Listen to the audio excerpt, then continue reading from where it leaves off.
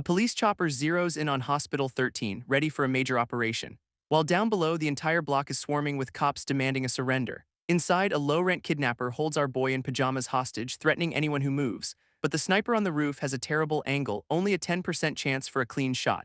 Meanwhile, the hostage is critiquing the kidnapper's form, calling him an unprofessional amateur. So the kidnapper drags him into the helicopter's spotlight, completely exposed and annoyed.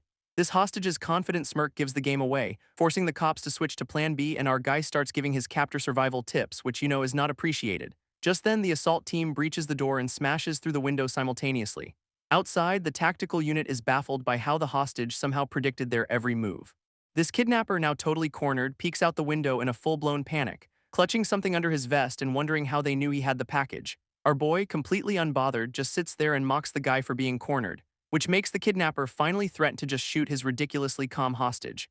This hostage just smirks, telling him he clearly has no idea what kind of place this is, leaving the criminal looking completely lost and confused by the sudden confidence, because the sign on the door literally says hospice, and our boy reveals he is a terminal patient with only 2 months left to live. This kidnapper's face just falls, realizing he picked the one hostage who has nothing to lose, so he asks what the threat is now, and the kidnapper just screams in pure frustration. Our boy just smirks, asking what kind of treasure the kidnapper's been hiding. And before the guy can even process it, bam, a pillow straight to the face. This world's worst kidnapper stumbles back, completely blinded by a freaking pillowcase, letting our pajama-clad patient flip him over like a total amateur. A clean punch to the jaw follows just to add a little insult to injury. And suddenly the hostage has the gun, his eyes glowing a menacing red. He twists the guy's arm back, making him absolutely shriek in pain. Then hoists him up for a full-on, bone-crunching body slam, followed by a swift kick to the ribs while he is down, because why not? This kidnapper, completely broken, asks if the whole dying thing was just a lie. But our guy confirms it is true, and that is exactly why he is not messing around. In fact, he is pissed this idiot wasted 7 minutes and 28 seconds of his remaining time. He pulls out the stolen package, asking if this little thing is worth all the trouble, which sends the kidnapper into a desperate panic, begging to get it back. Our boy just examines it with a grin, wondering if it could actually cure him. As he holds it, the object begins to glow, bathing him in digital light, and the kidnapper just screams in horror, knowing exactly what is about to happen. Golden energy erupts from the device as a system message pops into view. He then kicks the guy again, coldly stating he was a dead man walking anyway. Before demanding answers about this otherworldly account at gunpoint, our boy presses the gun to the guy's head, coldly informing him he is already dead. And just like that, the kidnapper's bravado shatters, screaming that he will spill everything. So he starts explaining how a meteor shower back in 2050 completely changed the world. This cataclysmic event apparently unleashed hordes of terrifying monsters onto the planet. After that, a select few gain the power to travel to other worlds for brutal trials. Passing these tests grants insane rewards, but it also drew the attention of hostile invaders. This kidnapper was one of these travelers, and it looks like his last run did not go so well. Turns out the key to this whole mess is an otherworldly account marked by a unique symbol. People with this mark are called traversers, and a timer starts counting down to their next trip. Back in the present, the cops finally breach the door with a non-lethal round. This tactical team floods in, screaming for everyone to freeze and release the hostage, but they stop dead in their tracks, completely stunned by the scene before them, because the kidnapper is the one tied to a chair, gagged and literally crying for help. A system message then pops up for our boy Liu Yao, saying his trial starts in 1 minute. From the info he gently extracted, Liu Yao knows time passes differently in the other world. He also learned you cannot bring weapons, which is a real shame. That gun was useful. With the kidnapper getting hauled away, Liu Yao figures this buys him some time from his pursuers. This mark on his hand glows as the final 10-second countdown begins, and he is weirdly calm. He just smirks, thinking that with only months left to live, what is one more crazy risk? His eyes gleam as the system grants him access, and a new world awaits. This system boots up, scanning new arrivals to create their characters for the public login zone, and Liu Yao materializes in a bustling city square, surrounded by other so-called contestants. His identity locked in as the system officially registers him as Traveler Liu Yao.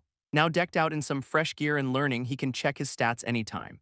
And his first impression of this grand otherworld is, shall we say, underwhelmed. So he pulls up his character card, ready to see what kind of legendary hero he has become, only to find out his stats are absolute garbage with a strength rating of paper. Ouch. Liu Yao dryly notes that paper level does not exactly scream badass protagonist, but his attention is grabbed by someone hawking a rare green quality poison sword.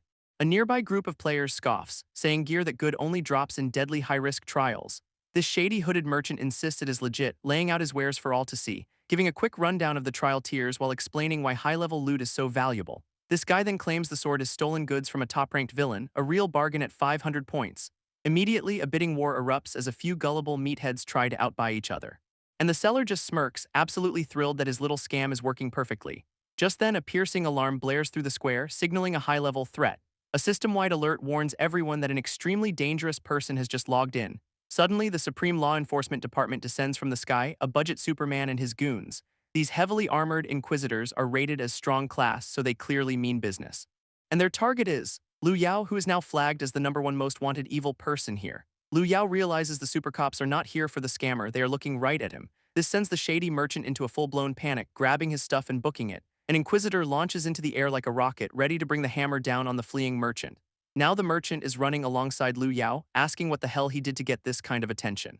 Liu Yao just tells him to shut up and run, as a system alert confirms he is public enemy #1. This penalty for his 6-star wanted level is total consciousness obliteration, so much for a safe game. His new running buddy points to a portal, saying it is their only escape into a trial instance, but one of the inquisitors is already powering up a massive, glowing sword strike to stop them. This attack comes screaming down just as Liu Yao dives headfirst into the portal's energy field. As he teleports, the system flags him for having an evil value that is completely off the charts. Liu Yao is just annoyed by all the pop-ups while trying not to get sliced in half. This Inquisitor's attack slams into the ground behind them, leaving a massive crater of fire. Meanwhile, the merchant peeks out from his hiding spot, looking pretty pleased with himself. He finally realizes the death squad was never after him, which is a huge relief for him, less so for our boy. Inside the trial, Liu Yao gets a new notification. He has been matched into a fierce level trial for a purple chest. Oh, and there is a tiny detail. Dying here means he dies for real in a trial called Do Not Disturb If You Die. His mission is to survive a multiverse dating show by holding hands with a heartthrob. This is not a joke. This whole death in real life thing really gets Liu Yao's attention, his eyes glowing with intensity. He is then dropped onto a brightly lit stage as an announcer welcomes the newest contestant. And the host is a terrifying, glowing mannequin thing, kicking off the most messed up dating show ever. Liu Yao is already annoyed, wondering why his novice trial is a fierce level death trap, as a glowing host announces his dramatic entrance onto the multiverse's weirdest game show. But our boy just smirks, deciding to just roll with it and see what happens next. While the shadow figure crowd goes absolutely insane for some great teacher they are screaming about, and the host hypes him up, sponsored by the Single Dog Mutual Aid Association, a ringing endorsement. A slow grin spreads across his face as he finally realizes this whole thing is a blind date show, which makes him recall his past life as a heartthrob who set girls' hearts on fire, though his illness sadly prevented him from meeting all his supposed female fans at the hospital. This host then reveals his stats, and his strength is literally paper level. He breaks if you squeeze him, which makes the audience roar even louder, thrilled to watch a weakling get demolished. Standing on the massive stage, Liu Yao just asks the system for a quick explanation of these ranks. A pop-up confirms that paper is the absolute weakest tier, while fierce is boss-level combat power. So he is a level 1 scrub in a final boss dungeon with permadeath. What a great novice test. This host is just thrilled, promising the audience a beautiful and very ornamental death from Liu Yao. And this glowing mannequin seems genuinely shocked when Liu Yao calls him out directly. Liu Yao just wants to know where his date is, since winning her over is his only ticket out of here. This host gets flustered, claiming he is just a projection before quickly introducing the female guest. With a massive flourish, he announces the arrival of female guest #1 from a cloud of smoke. A woman in a sharp outfit and thigh-highs walks forward with a very confident stride, and his date, Miss Soft Red Lips, is a terrifying monster with a mouth that splits her face in half. Apparently, Miss Soft Red Lips is super into our boy, blowing him a little heart kiss. Liu Yao's face just screams nope, completely disgusted by his first potential date. This host then cheerfully explains she feeds on fear before eating her partners alive, which is a great quality. Taking a moment to process this absolute nightmare, Liu Yao just closes his eyes, before snapping them open and declaring her eyes are beautiful. What a charmer. Just as the host praises his taste, a massive spiky leg slams down to introduce the next contestant. And meet Miss Slender Legs, a giant spider demon lady descending from the ceiling to join the party. This new guest, a full-on demon queen with a scorpion tail, looks thoroughly unimpressed with him. But Liu Yao gives her a big thumbs up, calling her a fair lady without missing a beat.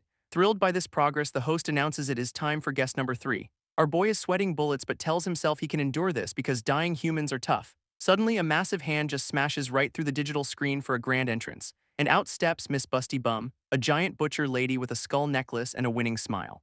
She immediately lets out her signature war roar, which is just delightful. So Liu Yao, with the most polite smile ever, asks if this is really their definition of a female guest. This comment seems to have really hurt her feelings as her face twists in anger, and she starts bawling, making the host warn Liu Yao to stop with the gender labels or face elimination.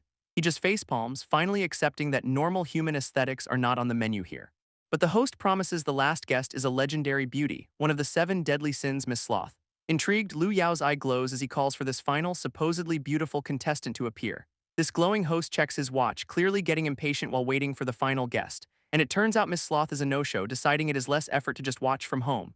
Undeterred, the host moves on, announcing an intimate outdoor date for Lu Yao and his monster harem, leaving our boy stuck between a face-splitting horror and a spider queen looking completely over it. Miss Busty Bum, however, seems absolutely thrilled by the prospect of a good time with him. A system menu even pops up, presenting the evil monster girl group like a dating sim from hell. Meanwhile, that shady merchant is on trial in some grand court trying to play the innocent victim, and he is sucking up hard, swearing he had no idea who Lu Yao was and would have turned him in.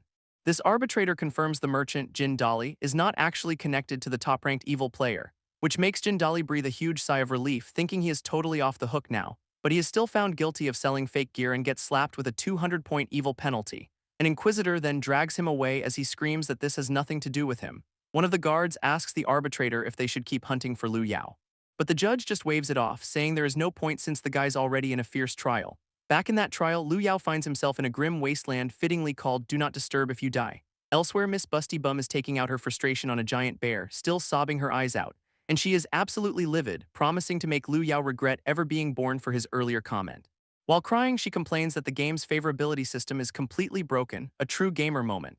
A system prompt shows Lu Yao that two of the ladies are friendly, but Busty Bum is at disgust. Then her status immediately updates to killing intent, leaving Lu Yao to wonder what he did now. With her killing intent maxed out, Miss Busty Bum raises her massive axe over a totally unbothered Lu Yao. This blade comes screaming down towards his head, but our boy does not even flinch.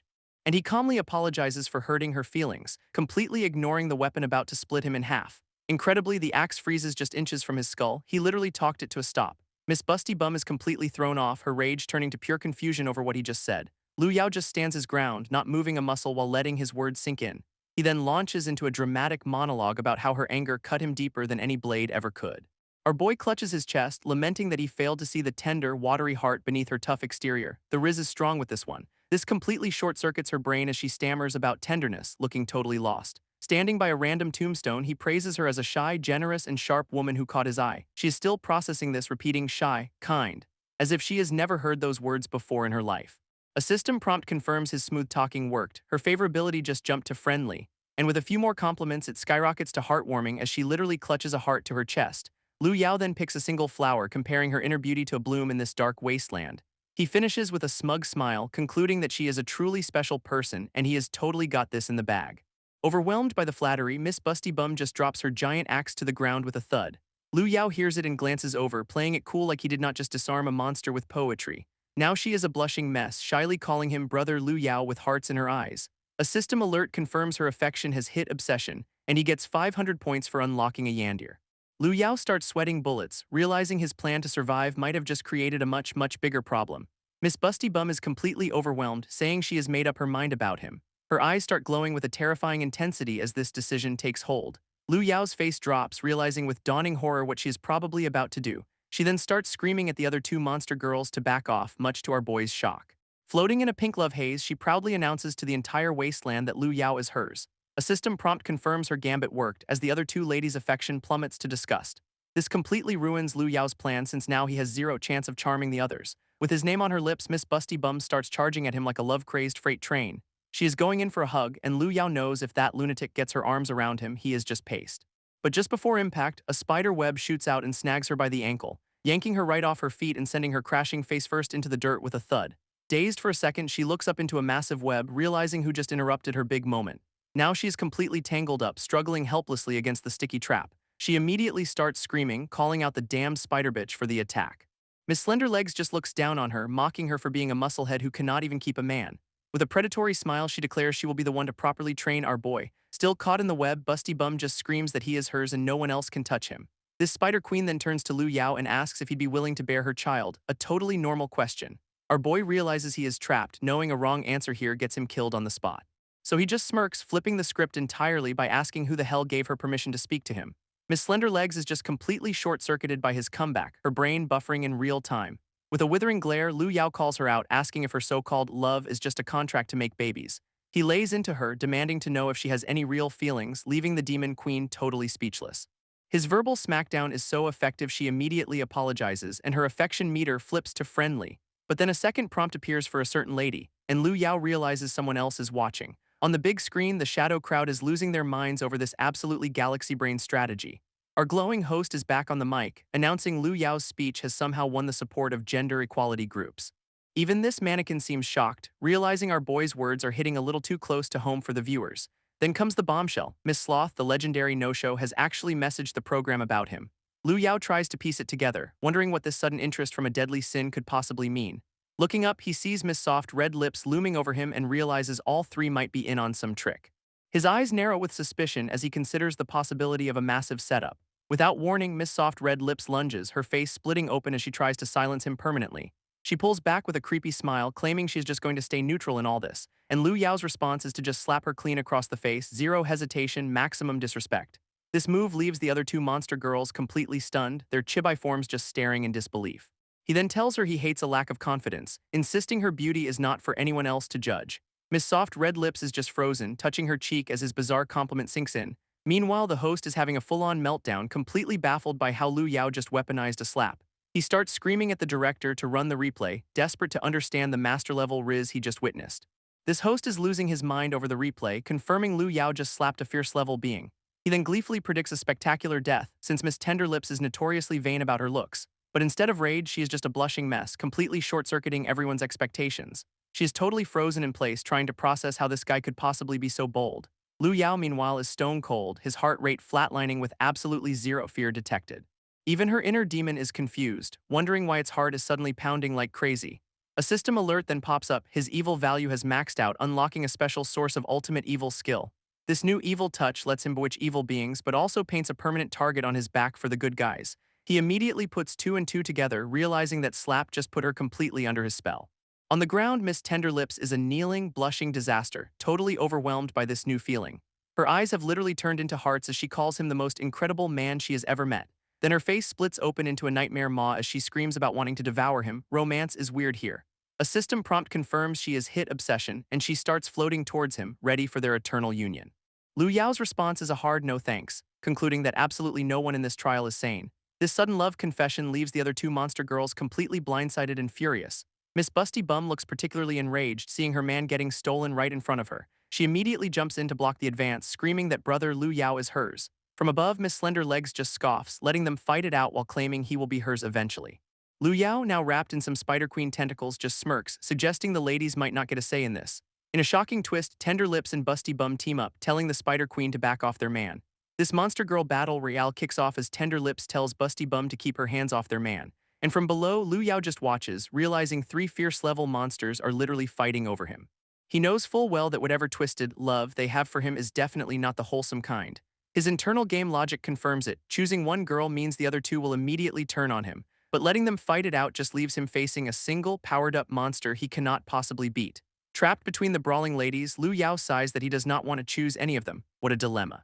He then strikes a pose, announcing that this violent mess is not his idea of a healthy relationship, which actually gets their attention, with Miss Tender Lips demanding to know what he is getting at. Even Miss Busty Bum stops fighting to ask what in the world he means by all this. Lu Yao just smirks, telling them that fighting to the death for him does absolutely nothing for his heart. Completely thrown, the ladies ask if he is just giving up on them entirely now.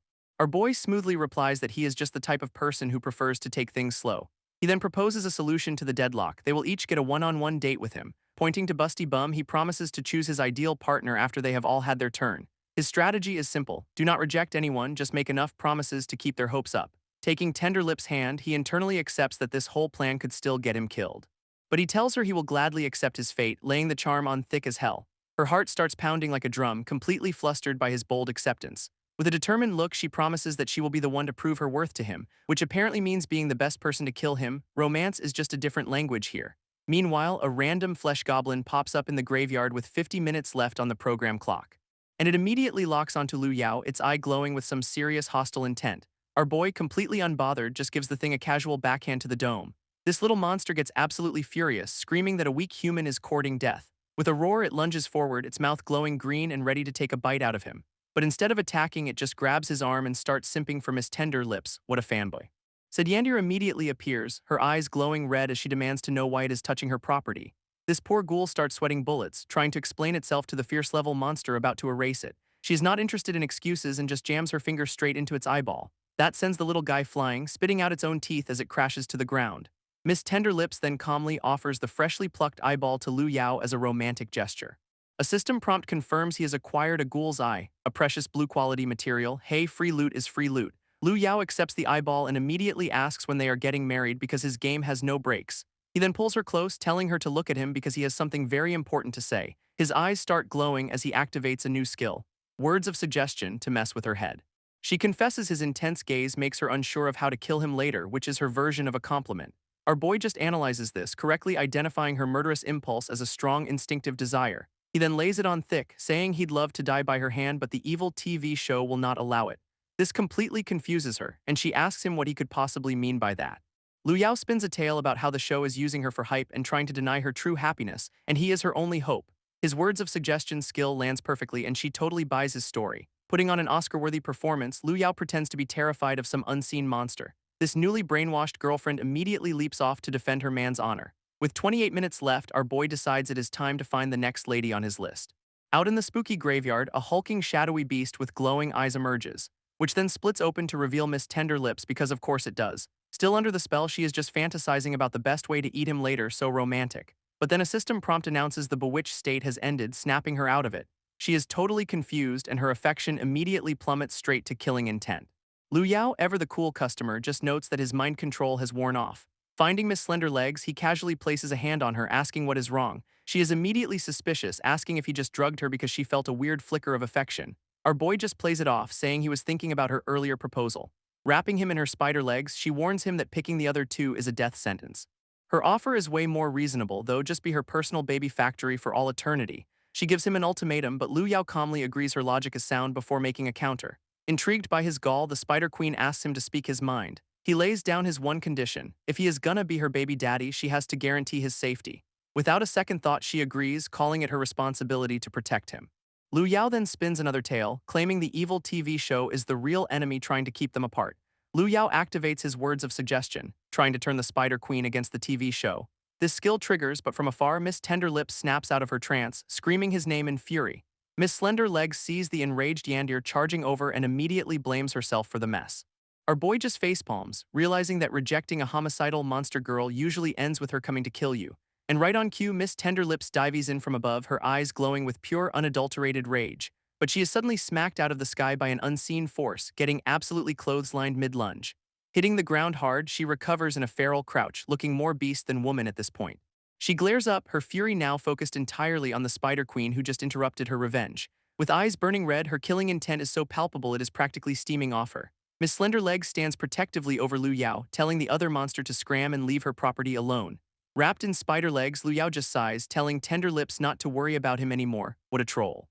This sends Tender Lips into a meltdown, screaming about how the Spider Queen ruined her plans. Whipping out her giant scissor blades, she is ready to turn this love triangle into a bloodbath. She unleashes a storm of projectiles, kicking off a full-scale battle between the two fierce-level monsters. This two of them become a blur of motion, dodging and weaving with deadly grace. Their clash creates a massive explosion of energy as two titans go head-to-head over one guy. In silhouette, the two monster girls are locked in a brutal, desperate struggle for dominance. Miss Slender Legs gets a small cut on her cheek, looking genuinely surprised by her opponent's ferocity. She cannot believe Tender Lips is actually going this hard just for a human baby factory. Even after losing an arm, Tender Lips stands her ground, demanding they hand over Lu Yao. Talk about commitment. Tender Lips and the Spider Queen are locked in a death stare, both absolutely ready to throw down. These two fierce-level monsters then collide in a massive explosion with only 5 minutes left on the clock. Watching from the sidelines, Lu Yao just sighs about being a disastrous beauty. The ego on this guy is bulletproof. But then a familiar voice calls out his name from the shadows. Lu Yao turns to find the third member of his homicidal fan club has finally arrived. Miss Busty Bum towers over him, looking absolutely furious that he was with the other two girls. With her weapon at the ready, she demands to know if all his sweet promises were just a lie. Before our boy can even finish his denial, he is interrupted by a world of pain, and gets his arm completely blown off in a single brutal strike. He hits the dirt with only 10% HP left, his whole plan falling apart spectacularly. Her giant blade slams down right next to his head, pinning him in place. She then starts a monologue, saying he reminds her of someone from her past. We get her villain origin story. She was once just a lonely butcher, ignored by everyone. Then a smooth-talking guy came along and showered her with compliments, making her feel seen for the first time. He immediately used that trust to get her to smuggle some contraband for him, because of course he did. Predictably, the deal goes south and she ends up running for her life from an angry mob. Hiding in an alley, she overhears the man she trusted callously mocking her. Turns out he was just bragging to his friends about how he used the ugly freak to get rich. This guy smugly explains she's just a useful tool you can control with a few empty praises, and that is when she snapped with a blood-soaked cleaver telling the rest of the story. She finishes her story, explaining his compliments are just like the last guy's right before she diced him. Then she asks if he'd like the same special treatment, a truly romantic and not at all terrifying offer. Bleeding out, Lu Yao just smirks and activates Extreme Touch of Evil with his one good hand. This skill immediately zaps her and she is completely stunned by whatever he just did. With his eyes glowing, he unleashes words of suggestion for the third time. This better work. He kicks off his manipulation by asking the butcher if she even remembers her own name. This question completely throws her, forcing her to confront the person she was before the monster. Lu Yao then launches into his signature speech about how the TV show is the real enemy using her. His eyes burn with power as he gives her a simple one-word command, kill. Pointing to the sky, he directs all her rage at the unseen producers who ruined her life for entertainment. And just like that, she is completely brainwashed, roaring as she turns on her new targets. From the sidelines, the other two monster girls watch in absolute shock as their fight gets a new challenger. Miss Busty Bum immediately lunges at them, screaming for everyone to die. Mission accomplished for our boy. With only 30 seconds left, Lu Yao watches another Yander charge off to do his dirty work. This clock hits 10 seconds as a prompt confirms he is at 5% HP and bleeding out fast. While dying, he casually loots a severed spider leg from the ground. Priorities, you know. Right next to that, he picks up Miss Tender Lips' dismembered arm for another free item drop. To complete his morbid shopping trip, he grabs the giant scissor weapon, scoring some purple tier gear. This three brawling monster girls actually stop fighting, totally bewildered by him looting their body parts. Clutching his stump, Lu Yao just stands there and wishes everyone a good game. What an absolute legend. With 0 HP, a system prompt declares the mission a success as someone's affection hits heartthrob. Dying was the plan all along. We then cut to a stage show, where a sad-looking contestant called Miss Ample Assets has just killed her 13th opponent. A flashback reveals the man from the butcher's story whispering poison in her ear, asking if she has ever lived for herself. Back in the studio, a glowing host is freaking out because all three monster girls let Lu Yao escape and the crowd wants blood. He then lectures the trio on a giant screen, warning them this failure will go on their permanent record. HR is everywhere, apparently. Miss Busty Bum responds to this corporate threat by shattering her chains and smashing the stage right in front of him. She towers over the terrified host, looking ready to give him a very hands-on performance review. Suddenly, the other two girls appear, flanking the host as they tell him his show is about to be permanently cancelled. This audience absolutely loves this, chanting for a fight while the host sweats, thinking this chaos is actually good TV. Trying to regain control, he threatens them with being single forever if they defy the program, a truly devastating blow. Unimpressed, the butcher just calls everyone noisy, her giant cleaver making a much more compelling argument. This is when the crowd's cheers turn to silent horror as they realize the monster girls have gone completely off script. This host stammers in fear as a new, powerful presence suddenly appears right behind him on the stage. A pink-haired demon lady arrives, casually introducing herself as Master Sloth and chiding them for not giving her a heads up. She then gives a simple ultimatum, everyone out in 10 seconds because she really hates crowds. Our little glowing host can only stare in confusion, his brain completely short-circuiting from the new management. Master Sloth is not joking either, immediately starting a calm, terrifying countdown from 10. That is the cue for the entire audience to panic, stampeding for the exits and screaming for their lives. In seconds, the massive arena is completely empty, leaving just the 5 of them in the spotlight. Master Sloth then turns to the 3 rebellious monster girls, asking if they have a problem they'd like to discuss with her. Master Sloth demands Lu Yao's file, but the host scoffs that he is just a low-rank nobody. That earns him a death glare that could curdle milk she was not asking. Immediately, the little glowing man is on his knees, handing over the data like his life depends on it. After a quick look at the file, she seems genuinely impressed with our boy's performance. She then tells the monster girls to just ignore her and get back to their regularly scheduled rebellion.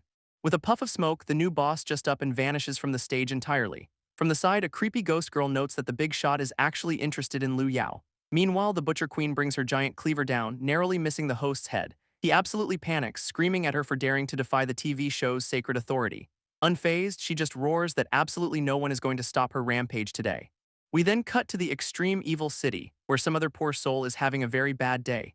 This new blonde guy is whining about being exiled here all because of some other dude. A local monster gets right in his face, offering to solve his mumbling problem by eating him. And yeah, this long-tongued monster is exactly as charming as it sounds. This blonde dude immediately starts scrubbing a wall, insisting it was all a big misunderstanding. He internally monologues about how this city is full of monsters who see humans as snacks. Hiding away, he just wishes he could be a high-level player like the pros. He looks at a leaderboard, noting that even the best guilds can only clear strong-level trials. But then the list updates with a new clear, till death do us part at the fierce level. This guy's jaw hits the floor, completely stunned that someone actually beat a fierce trial. Back from the dead, Lu Yao gets a perfect score on the mission, complete with a purple chest and a nice level up. This system also throws him some bonus points and the choice to go home, but he picks Explore freely instead. He is instantly healed, flexing his previously non-existent arm. Death is just a minor inconvenience, apparently. Arriving at the extreme evil city, our boy immediately dives into his inventory to open that shiny new chest. His prize is a skill called Descent of the Demon, which drops your HP to 1 for a power boost. What could possibly go wrong? Liu Yao correctly identifies this as a high-risk, high-reward skill, the kind that gets protagonists killed in Chapter 2. But he learns it anyway because who needs a backup plan when you have a Become a Demon button? Next up, he checks out the other goodies he looted mid-death. It is Miss Tender Lip's Scissor Blade, a purple-tier weapon that literally drains your HP just by holding it. Liu Yao's reaction is pure excitement. This thing is absolutely savage and he loves it. He then checks his stats, which are hilariously pathetic, with a power rating of beginner. So naturally, he equips the life-draining superweapon, immediately getting a menacing dark aura. A prompt confirms the ferocious corruption is already ticking his health down. The weapon is working as advertised. But one look at his stats shows his power rating has skyrocketed to strong, a pretty decent trade-off. Realizing he will need a pharmacy's worth of potions, he calls out to a local to ask for directions. And the first resident he meets is a long-tongued ghoul who immediately calls him a new toy. Liu Yao just flexes the weapon's aura, and the monster immediately recognizes the sheer ferocity. This aura erupts into a storm of screaming souls as our boy casually asks the ghoul if there is a problem. This monster completely panics, apologizing for ever existing and promising to leave right now. With a final terrified scramble, the ghoul flees, leaving Liu Yao to rule the street with his new cursed scissors. Liu Yao figures the screaming soul aura might be a problem, deciding to stash the cursed weapon for now. Just then, the blonde wall scrubber from before pops up, asking to team up with a fellow evil player. Our boy recognizes him instantly as the gear-selling dude he scammed earlier. What a coincidence. And the recognition is mutual as the blonde guy drops his bucket in pure, unadulterated shock. He immediately starts screaming at Liu Yao, blaming him for getting exiled to this monster-infested city. Liu Yao just plays innocent, claiming he is a total newbie who does not know anything, the classic "who me" defense. This blonde dude is not buying it, asking how a rookie could possibly trigger the highest security alert in the safe zone. With a shrug, Liu Yao keeps up the act, saying he just finished his first trial and needs a guide. This guy sighs, calling him unlucky, but reluctantly agrees to give him the rundown on how this world works. So begins the tutorial, explaining the world is split into safe zones and 4 tiers of danger. He describes the safe zones as places where you cannot die and can trade freely, your standard starting town. Then there are paper zones, the kiddie pool of monster hunting where death is just a minor inconvenience. Average zones get spicier with better loot, but dying means losing all your gear, a classic rage quit scenario. After that, strong zones are for the pros, where dying resets your level and items, basically deleting your character. He finishes with a very serious warning to never, ever bite off more than you can chew. A quick montage of horrifying monsters from these trials drives the point home: this place is not a joke. Liu Yao, having just aced the hardest difficulty, then casually asks what the fierce areas are like. This question completely spooks the guy, who explains fierce is an uncleared death zone with no system protection. It is a place with mythical loot, but dying there means you die for real and you cannot even get in normally. He then connects the dots to the leaderboard, wondering if that lunatic who cleared fierce is standing right in front of him. Liu Yao just smirks at the guy's meltdown, finding this whole situation interesting. Still panicking, the blonde dude explains this entire city is a high-level, strong zone. He stresses that dying here is a very, very permanent problem for players like them. This only way out is to lower your evil points, and he assumes Liu Yao has barely any. With a psycho grin, our boy pulls up his own score, which is literally infinity, a truly interesting number. A quick tour of Extreme Evil City reveals it is a place where being a ruthless monster gets you respect. His new guide explains that as human exiles, they are at the very bottom of the food chain.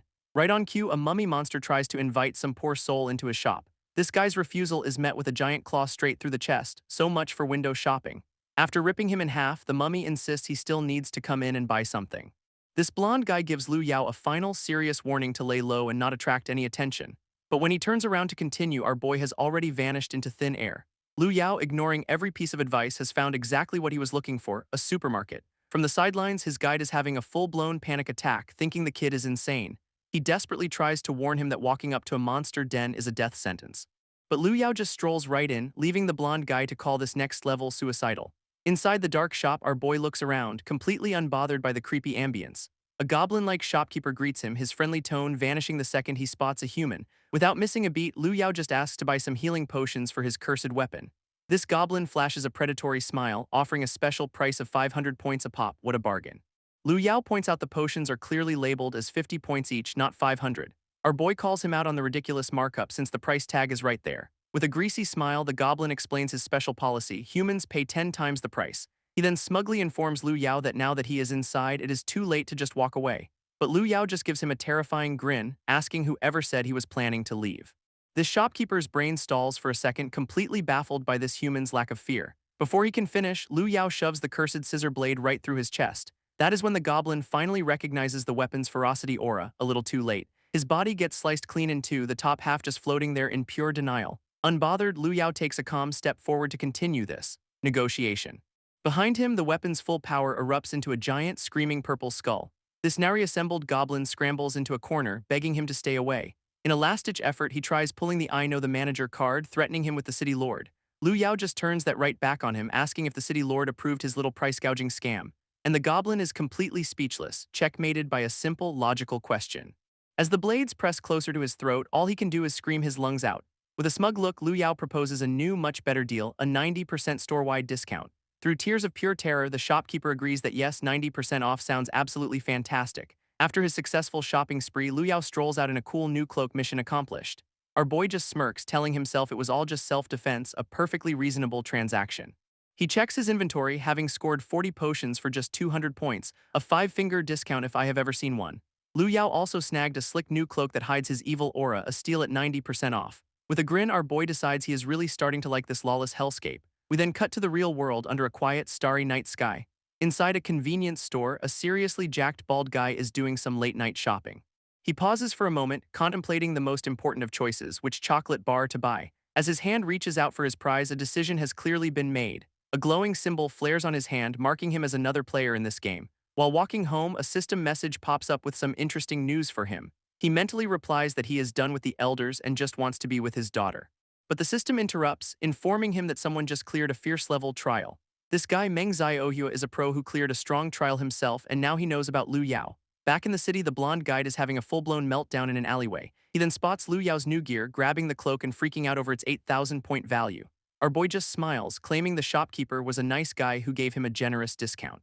This answer completely short-circuits the blonde dude's brain, a discount from that guy. He starts ranting about how that goblin is a legendary scammer who once charged him 500 points for one potion. Then it clicks, he decides Liu Yao must be a rich whale and his ticket to Easy Street. Immediately, he is all smiles and wagging his tail, asking if boss needs a loyal sidekick. Liu Yao just smirks, shutting him down completely. He is not looking for followers. Jindali gets a sly look, claiming he is not the type to just be a follower. Instead, he suggests they skip all that and just become father and son, zero shame in this man's game. This dude literally gets on his knees, fully committed to this new family dynamic. Liu Yao admits his shamelessness is truly next level, which the guy takes as a huge compliment. With a charming smile, Jindali asks to be added as friends, showing off his player mark. They do the magic handshake, and a system prompt makes their new friendship official. After getting Liu Yao's name, Jindali promises to be on call before logging out for the day. He then derezzes into a cloud of pixels, leaving our boy standing there. Liu Yao examines the glowing mark on his own hand, wondering about this whole system. But a system alert cuts him off, announcing his time in the otherworld is up. With a flash of digital energy, he is pulled back to the real-world cityscape. Our boy reappears on a rooftop in his pajamas with a 24-hour timer already ticking for the next trial. He checks his phone, realizing 2 hours in the game was only 12 minutes here, a pretty sweet time ratio. To test things out, he pulls out one of the health potions he acquired from the shop, and he is genuinely surprised that he can actually bring game items back to reality. So naturally, he just chugs the whole thing right there on the spot. After finishing it, he casually tosses the empty bottle off the building, only for it to disintegrate into light particles, so game items have an expiration date. Still in his sleepwear, Liu Yao notices some noise coming from the orphanage across the street. He turns his attention from the orphanage to the massive hospital building nearby. Back in the real world, Jindali visits an orphanage where the kids call him Big Bro Lay.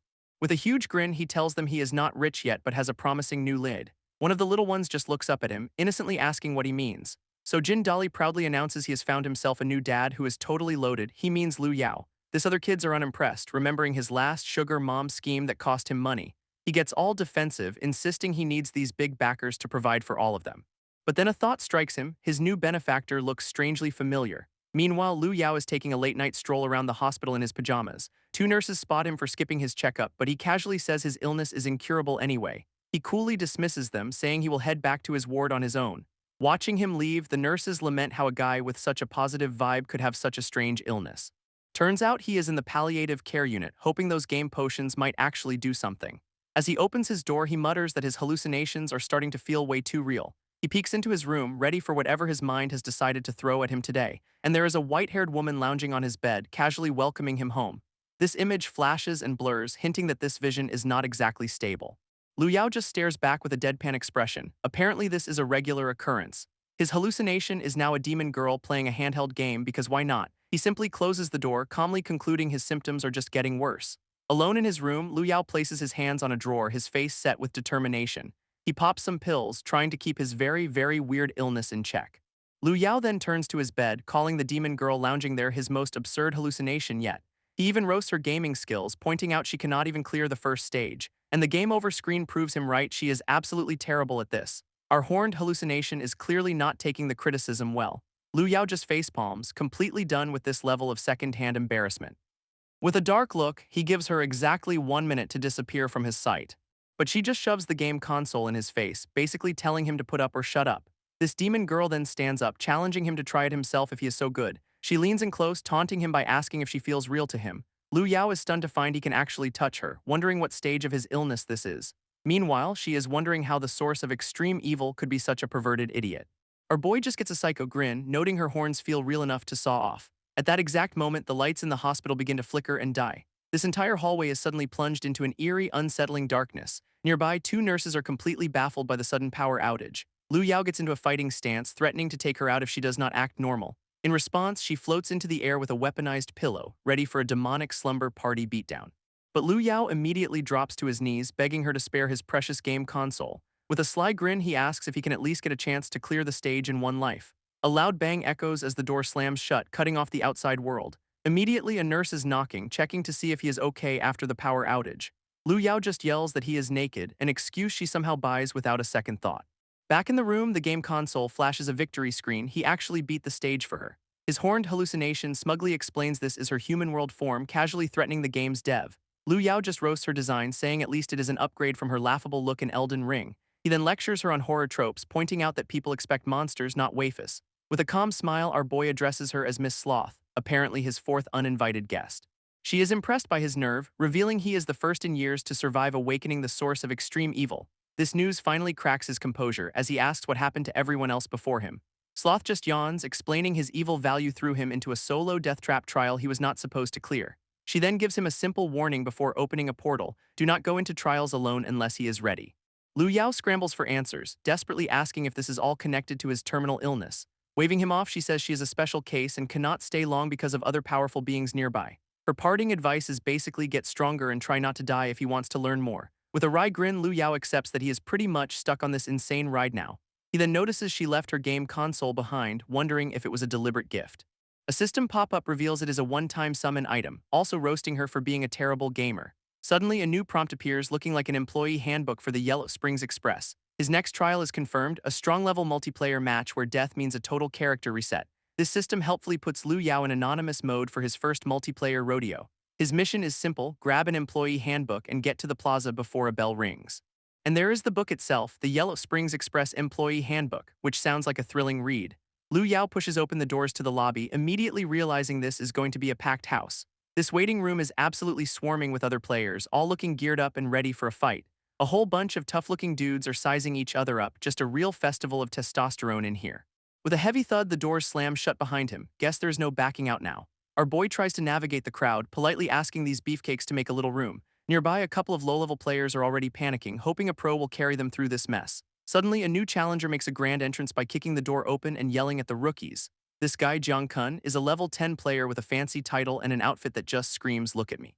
This panicking newbies immediately change their tune, thinking this pro from the Azure Dragon Guild is their ticket to survival. Putting on some truly absurd sunglasses, Jiang Kun boasts that he will carry everyone to victory. Instantly, the whole crowd is kissing his boots, and he is soaking up every single second of it. His shades are so sharp they could probably be used as a weapon, a true fashion statement. This self-proclaimed boss then points a finger right at our boy, singling him out from the crowd. Lu Yao just gives him a deadpan look, completely unfazed by all the drama. Getting right in his face, Jiang Kun aggressively demands to know what is up with his level. He asks how a level 3 scrub got into a strong level dungeon, and Lu Yao just shrugs. Unlucky. Jiang Kun dismisses him with a wave, telling him to stay out of the way and watch how a real pro works. Total tool. Lu Yao smirks, thinking this dungeon run is going to be a total cakewalk. And then a gunshot instantly domes the self-proclaimed pro, Jiang Kun, right in the face. His brand new fanboys are absolutely stunned, their jaws practically on the floor. A system prompt confirms the kill, leaving our loudmouth savior very, very dead on the ground. Turns out the welcome wagon for the Yellow Springs Express comes with a free revolver. And it is wielded by a dapper-looking manager who is just enforcing the company's tardiness policy. Standing atop a grand staircase, he gives a big theatrical welcome to his new employees. This other players are losing their minds, completely unable to process a titled pro getting one tapped. This manager calmly suggests they read the handbook, which clearly states employees cannot defy him. Liu Yao quickly deduces the terrifying truth. The manager has a one-hit kill ability in this trial. Inside the handbook are 3 delivery orders, some easy blue ones and some challenging red ones. This manager lays out the simple task: complete 3 deliveries and you get to live. A system alert officially kicks off the main quest: survive the Yellow Springs Express station. Some overconfident player immediately rips out a red order, figuring a little challenge is no big deal. His mission details pop up: deliver a slap to a strong-level shadow demon wolf, a total suicide run. Realizing he has been played, the guy instantly tries to quit the mission, screaming it is a trap. But it is too late, as a system message announces his death before he can even finish his sentence. This manager casually points out another rule from the handbook: no abandoning tasks. With a sinister grin, he tells the remaining players to let that little lesson sink in. He then adds that his patience for rule breakers is, shall we say, extremely limited. This manager gives his final, friendly warning: play by the rules and you just might live. Immediately, the other players start panicking, realizing the red orders are just death sentences. But then one of the guys spots a blue order that does not look *2 impossible. Some dude in a truly questionable gladiator getup grabs a beginner mission to deliver dinner. He clutches his little box of doom, looking way too serious about this food delivery. With a confident farewell, he marches off, leaving everyone else to fend for themselves. A couple of the tough guys just watch him go, clearly not impressed by his enthusiasm. Seeing him bolt, the rest of the crowd realizes they need to get a move on and fast. Our boy Liu Yao, however, has already spotted a massive loophole in the rules. This handbook says you cannot abandon your task, which means stealing someone else's is fair game. And right on cue, a guy who looks like a knockoff Chun-Li demands to see Liu Yao's handbook. Liu Yao is not even surprised, dryly calling it the classic "let us bully the newbie" special. His new friends offer a trade, their suicide mission for whatever he has, since he is disposable. With a dangerous glint in his eye, Liu Yao seems surprisingly open to their terrible deal. Turns out he'd asked Sloth if his extreme evil status lets him mess with weaker players. She'd explained that no, it just makes trials harder for everyone and attracts disaster right to him. Even back then, his reaction to this terrible news was just a deadpan, pretty ruthless. So knowing exactly what is about to happen, Liu Yao happily agrees to the trade. This bullies are stunned to see they have been handed a red order, blaming it on his bad luck. But as Liu Yao flips open the book they gave him, he announces the fun is not over yet. This bullies are stunned to see a second red order, thinking this guy is absolutely doomed. But Liu Yao just gives them a killer smile, holding their old book and saying he does not mind one bit. Then the awful truth hits them: his original handbook had 3 red orders, an impossible draw. He strolls right up to the terrified trio, coolly asking who was it that wanted to trade with him. Suddenly, they are all backing away, with the Chun-Li knockoff telling him to keep his cursed luck to himself. This entire crowd parts like the Red Sea, treating him like a walking disaster zone. Mom's orders.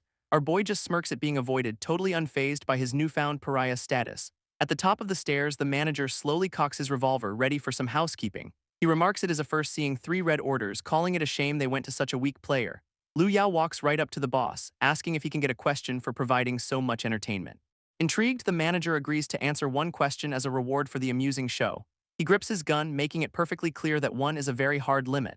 Liu Yao immediately calls him out, saying his whole intimidation act was to steer people toward the blue orders. Then he drops the real theory: if a red order gets completed, the manager himself has to pay a price. This manager's smug expression falters for a moment, clearly not expecting to be figured out. Liu Yao explains that is why he looked so relieved when a weakling got the 3 orders that would screw him over. With a sinister grin, the manager compliments his extraordinary potential and perfectly balanced arrogance.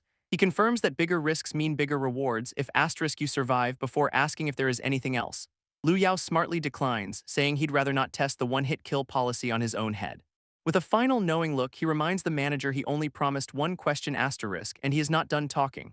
This manager just tips his hat, casually admitting his whole evil plan has been exposed. With a sinister grin, he compliments Liu Yao for surviving his last death trap trial, clearly impressed. But as Liu Yao leaves, another player blocks his path, this one glowing like a human light bulb. Our boy shields his eyes, completely unamused by the blindingly arrogant entrance. This new guy, a mountain of muscle, announces he drew 3 easy blue orders. He then shoves his handbook at Liu Yao, demanding a trade. The classic bully the newbie routine continues. Grabbing our boy, he claims a low-level player cannot handle the red missions and he will protect him. Liu Yao's eyes narrow, instantly seeing through this guy's whole self-serving act. This bully smirks, offering a less friendly alternative if he does not want to cooperate. Revealing his level 15 status, he suggests Liu Yao can just fight him for it instead, a generous offer. Liu Yao actually recognizes the name Meng Ohua, a guy known for clearing a strong-level trial. Meng Ohua smugly asks for his decision, confident his reputation has sealed the deal. So Liu Yao hands over the book and the big guy praises his smart choice, promising protection. This moment Meng rips out the orders, a system prompt locks him into the missions, no take backsies. Walking away, Lu Yao just smirks and says, "Oops, my hand slipped," a truly classic excuse. Meng immediately realizes something is wrong and yells for him to stop right there. Powering up his cybernetic arm, he lunges at Lu Yao, ready to teach him a lesson, but his punch is blocked by a massive pair of glowing purple scissors that appear out of nowhere. This bully is completely stunned, staring at the bizarre weapon that just saved Lu Yao's skin. And there is Lu Yao, now behind him with a demonic grin, asking what lesson he was supposed to learn. Meng Zai just smirks, not even remotely mad about getting played. Instead, he gives a big thumbs up, saying he is actually a pretty reasonable guy. Lu Yao plays right along, summoning his weapon and saying he must have misunderstood. This two of them share a laugh, with Meng calling him a shameless, sneaky fox. With a casual wave, they part ways like old buddies who just had a friendly spar. But as Lu Yao leaves, Meng's face darkens. He is still dead set on getting those high-risk rewards. Before he can make a move, though, he has got to deal with some other pests first. He seems completely unimpressed by these new challengers, asking if they want their accounts deleted. Then another group arrives, announcing they are here on orders from the three elders to take him out. Their leader immediately lunges forward, hoping to score a massive profit by defeating him. Meng blocks the attack with his cybernetic arm without even flinching, shocking the onlookers. In a flash, he has got the attacker in a chokehold, taunting him about his lack of strength. A massive surge of power erupts from him, his eyes glowing with terrifying energy. This poor guy starts disintegrating as his friends identify Meng's special ability, Muscle Dominator. Meng just basks in the glory, smugly confirming that he is, in fact, that powerful. After wiping the floor with them, he announces he will be taking their red orders as his prize. Meanwhile, Lu Yao arrives at a creepy villa for his own high-level mission. He reads the details, a simple lost-and-found delivery to a boss called Madwoman. This item in question is a seriously unsettling, blood-stained doll with an ominous description, and Lu Yao's only complaint is the sloppy service and vague instructions, a true professional. Lu Yao arrives at the creepy villa, confirming this is the delivery address for the madwoman. He then makes a very professional announcement into the intercom for his esteemed client. For a moment, there is just an eerie silence as he waits, totally unimpressed. And then a deafening scream blasts out from inside the house. It hits him like a psychic shockwave, with Lu Yao dryly noting the less-than-warm welcome. Meanwhile, another player completes his high-level food delivery to a ranch full of wolves. His reward is getting strung up like a piñata, understandably confused about the company's bonus policy. A literal wolf in sheep's clothing explains the food he brought just was not enough, but with the delivery boy added to the menu, the portions are just right, bon appetit. Elsewhere, a woman with pink hair successfully delivers a giant bell to a remote temple. Her gratitude comes in the form of getting impaled by several staffs, which she finds a bit rude. This head monk explains there is no misunderstanding, it is all written clearly on her order, because her real job was delivering them to the afterlife, a one-way trip for her. On the complete opposite end of the difficulty spectrum, the Chun-Li knockoff delivers a simple love letter. He is gloating about how easy it was, while the veiled recipient is just happy someone wrote to her. Another low-level order flashes up, this one for delivering weight loss pills to a gym. This delivery goes off without a hitch and the mission is completed instantly. A different player celebrates how simple the blue orders are as a system log shows multiple successes. Back at the villa, Lu Yao's already lost a chunk of health from that scream-based security system, but our boy just pulls out a potion, calmly stating he came prepared for this exact brand of nonsense. After chugging the potion, he is back at full health, ready for whatever this house throws at him. He lets out a small cough, still feeling the aftershocks of that absolutely insane welcome scream. Undeterred, Lu Yao gets back on the intercom, professionally announcing the delivery once again. A distorted voice crackles back, telling him to just come on in by himself. Peering through the locked gate, he sarcastically calls her a gentle woman and asks how he is supposed to enter. This only response he gets is more static buzzing, the universal sign for not my problem. So Lu Yao just says he understands, summoning his giant demon scissors with a very telling smirk. With one clean slice, he carves a brand new entrance right through the ornate iron gate. Strolling through the wreckage, he makes his way to the front door, creepy doll in hand. He pushes the doors open and announces his delivery service with the confidence of a man who owns the place. But even our boy looks a little tense, his eyes darting around, clearly on high alert. This inside of the villa is an absolute disaster, just a long hallway of trash and a single static-filled TV. Finding his client, he politely holds out the package, trying to finish this bizarre job. This woman immediately shushes him, warning him not to wake her precious Xiaoxiao. And Xiaoxiao is a horrifying, stitched-up creature she is cradling, asking if it is not just adorable. Lu Yao puts on his best customer service smile, agreeing her child has a bright future before trying to hand off the doll. For a moment, the woman's expression darkens as she stares at the doll he is holding. She finally recognizes it, asking if that is the doll that belongs to her Xiaoxiao. But then she glances down at the monster in her arms, completely confused since Xiaoxiao is right there. Lu Yao just stands there as she gets lost in thought, trying to solve this very disturbing puzzle. This woman's brain finally connects the dots, accusing him of trying to steal her precious Xiaoxiao. With a crazy laugh, she tosses the doll aside, calling him a liar for trying to replace her child. Her eyes start glowing as she screams at him to die, fully committed to the protective mother routine. As she lunges with a knife, Lu Yao dodges, realizing diplomacy has officially left the building. Her murder vows continue as she keeps coming at him, completely and utterly unhinged. Our boy makes a tactical retreat down the hall, heading for the nearest door he can find. He just barely manages to slam it shut, putting some solid wood between him and the crazy. Leaning against the door for a second, he knows she is right on the other side, ready for round two. This screaming continues unabated, demanding he return her baby immediately. Lu Yao calmly holds the door, looking like he is just dealing with a minor inconvenience. Meanwhile, the door is taking an absolute beating, shaking under the force of her relentless attack. With a smirk, he realizes this door is on its last legs and he needs a plan B fast. Inside the room, the vibe is completely different. It is a clean, almost cheerful-looking kid's bedroom, and just in time too, as dark energy starts cracking the door he just locked. Looking around, he spots some children's drawings on the wall, starting to piece things together. One drawing shows a happy mother and daughter, with a note about wanting mommy to be happy. Lu Yao's expression gets serious as the tragic backstory starts to become painfully clear. He then finds a desk calendar with the first page marking something important for Xiaoxiao. Flipping through it, he realizes this has been going on for a very, very long time. This calendar goes all the way to day 2000, revealing the sheer scale of this woman's grief. He flips through the calendar, which has been crossed out for over 2,000 days straight. Nearby, he spots the delivery company's card, promising to grant any desire for the right price. Lu Yao holds up the card, sarcastically calling out the company for its blatant false advertising. At that moment, a knife blade stabs right through the door. She is not giving up. Our boy concludes he has to calm this woman down somehow if he wants to complete the mission. Searching for a distraction, his gaze falls upon a large wardrobe in the corner of the room.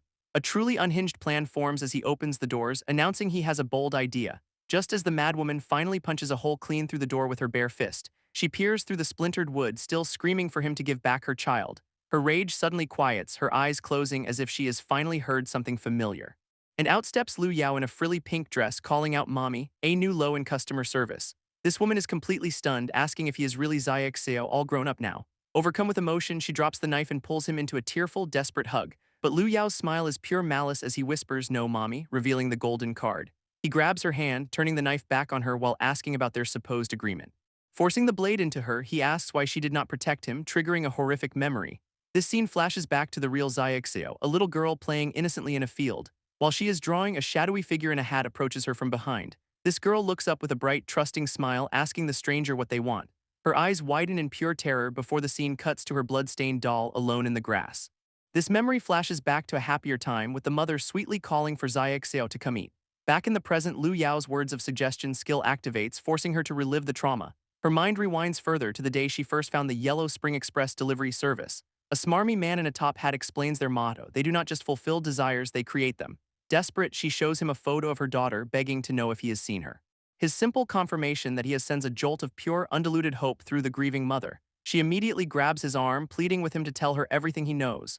But this guy just smirks, smoothly explaining that their services are not exactly free. Without a second thought, she drops to her knees, willing to pay any price to get her daughter back. His hand glows with a sinister green energy as he offers the deal, her sanity in exchange for her child. He then places his hand on her head, saying her abilities will make her an excellent client. As the spell takes hold, she begs him to stop, finally realizing the true cost of this demonic bargain. Snapping back to the present, Lu Yao notes that she is desperately resisting his suggestion spell. Her mind is completely fractured, replaying the moment she woke up to find Xiaoxiao gone forever. She is desperately trying to cling to the illusion, begging not to wake up to the horrible reality. Lu Yao just watches, coldly diagnosing her condition as a tragedy born of obsession and self-deception. In her mind, she is a puppet trapped by her own grief, unable to escape the nightmare she built. This illusion starts to crack as she clutches her head, the word mommy echoing in her thoughts. Suddenly, a vision of the real Xiaoxiao appears before her, causing her to recoil in absolute denial. And the whole thing shatters like glass, revealing Lu Yao holding the doll, telling her to stop pretending. Lu Yao mockingly congratulates her for finally accepting reality, a real class act. Completely shattered, the woman can only ask if she has finally woken from the nightmare. Still in the dress, Lu Yao explains the doll is a message from his boss, telling her to connect the dots. He then gives her a little life lesson on self-deception, because why not add insult to injury? With the therapy session over, he hands her the doll and asks for a 5-star review. Customer satisfaction is key. A system notification confirms the mission's success, promoting him to outstanding employee as he turns to leave. But just as he is about to make his exit, the woman calls out for him to wait. Clutching the doll, she asks the one question that still matters: is her daughter alive? Our boy just gives a cryptic non-answer, telling her she will have to go find out for herself. This focus shifts to the doll, a silent reminder of the real Xiaoxiao. Back in the room, the mother tells the doll to wait for her path now tragically clear. In another location, a small stone effigy of the mother suddenly shatters into pieces. This smarmy top hat guy picks up the broken head, revealing he was watching the whole time. He muses that the madwoman's story is over, calling it a pretty good show. With a sinister grin, he declares it is time for the next act of his little play to begin.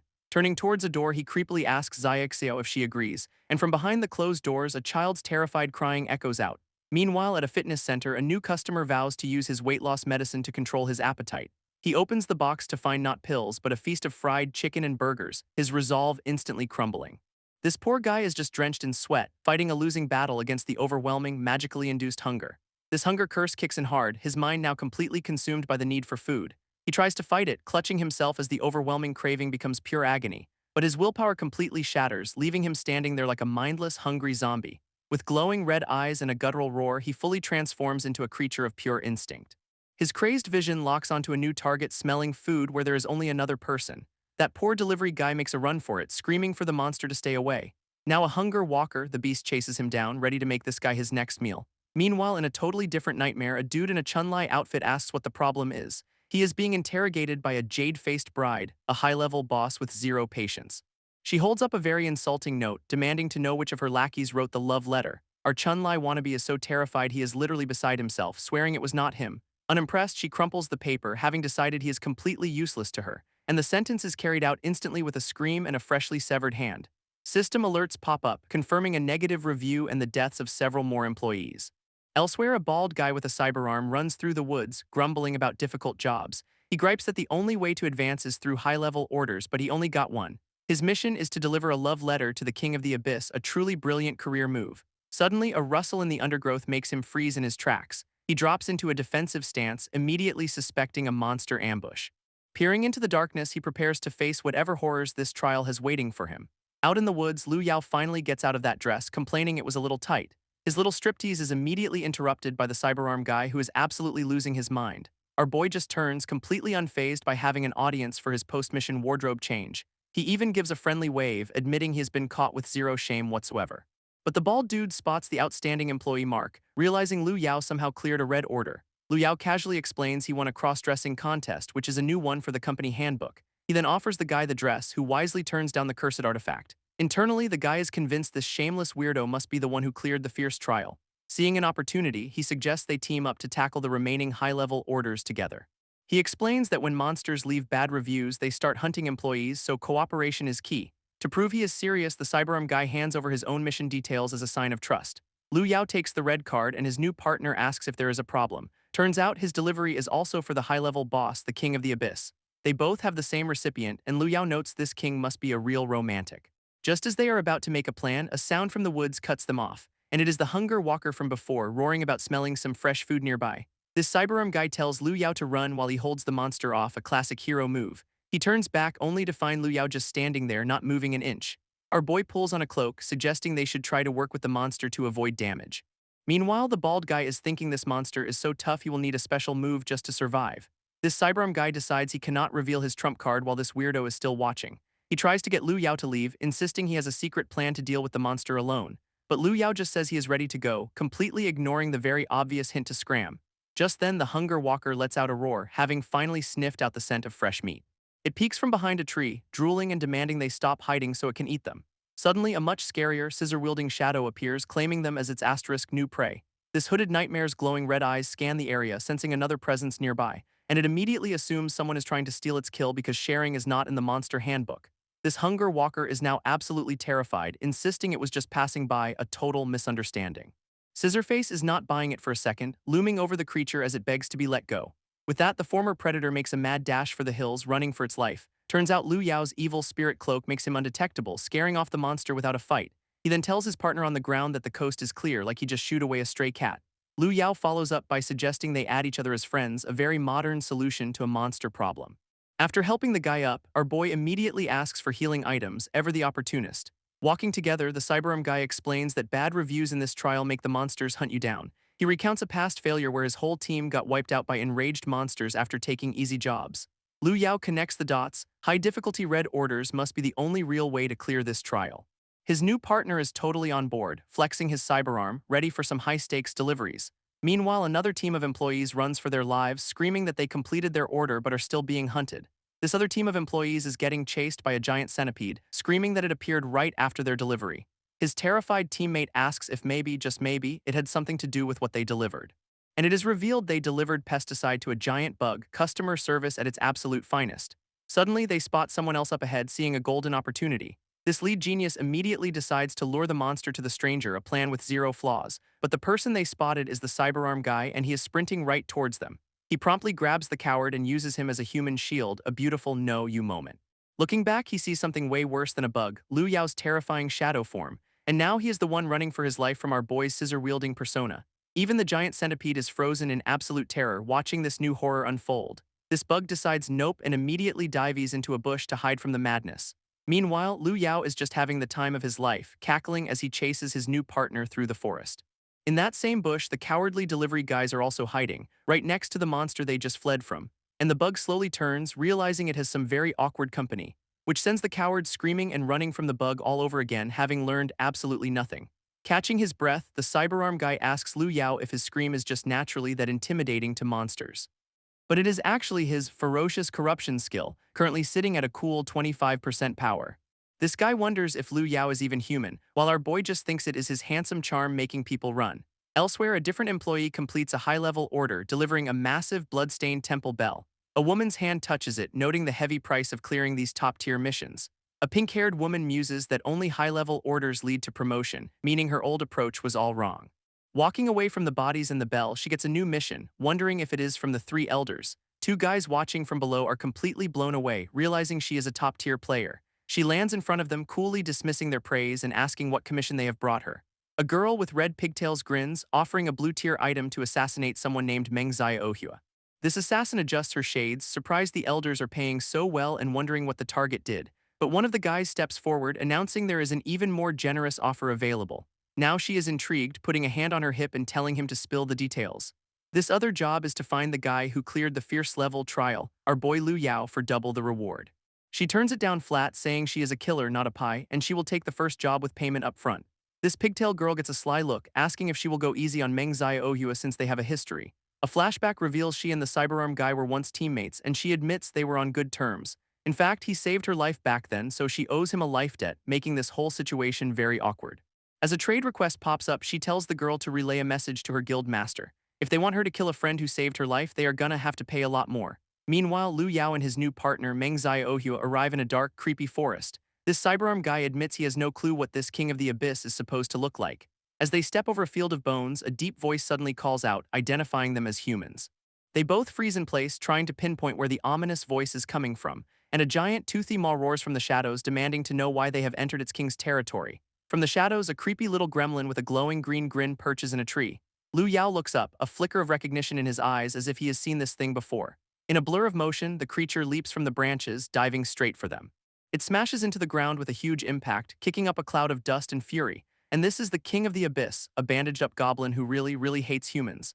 Mengzai Ohua tries to play it cool, holding up the red order and explaining he is just the delivery guy. This king actually recognizes the order, demanding they return its stolen eyes immediately. Our cyberarm guy is completely lost, having no clue what this monster is talking about.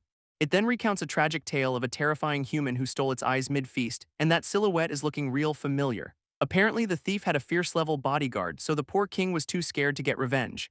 Mengzai Ohua scoffs at the idea, while Liu Yao in the background tries his best to look innocent. So the monster turned to the next best thing for justice, the delivery company's lost and found. This ultimatum is simple: either bring back its eyes or leave their own as a replacement. Just then, a new voice cuts in as the pink-haired assassin from before makes her entrance. A whole squad is perched in the trees above, taunting Mengzai Ohua that there is no escape this time. When asked if she is a friend, Liu Yao clarifies she's the type who'd kill her own dad for the right price. She takes this as a massive compliment, striking a pose like she just won an award for it. With the bounty confirmed, she agrees to take the job, leaving our boys totally surrounded. Mengzai Ohua tries to appeal to their old friendship, but she is clearly not in a negotiating mood. Liu Yao then suggests the two of them fight it out while he, a humble newbie, just quietly slips away, a truly selfless offer. This pink-haired assassin is not buying his act, noting that helpers get dealt with too.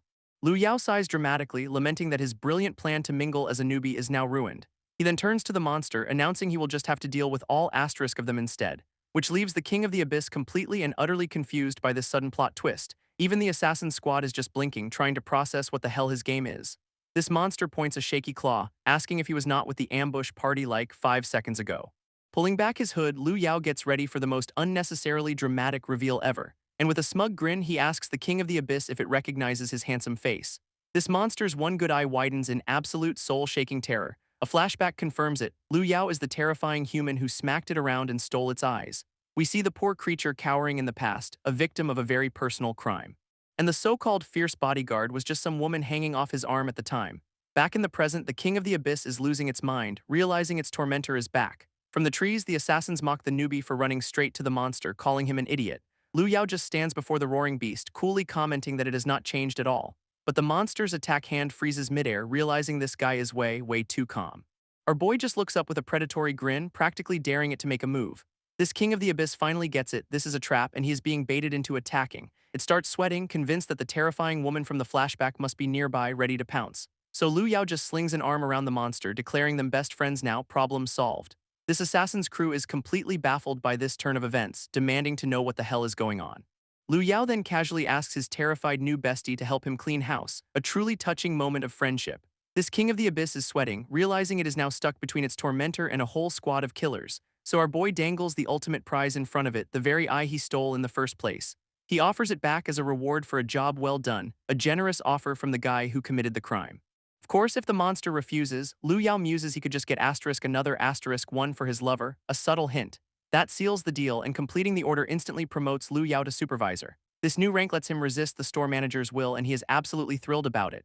With a swift kick for encouragement, he sends his new monster minion flying into battle. Up in the trees, the ambush party is stunned as the monster's aggro suddenly flips to them.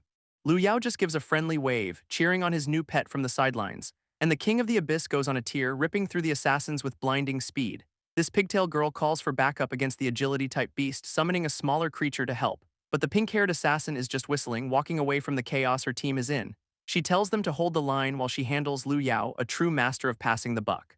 Just then, a huge guy named Zhou Peng powers up a steam rush behind her, and he launches himself not at the monster but directly at his own supposed leader. She is knocked back, surprised he'd use a powerful blue-tier skill on her. But Meng Xiaohua in a powered-up masked form steps in to protect her. She just smirks, accusing him of having ulterior motives for protecting Lu Yao so fiercely.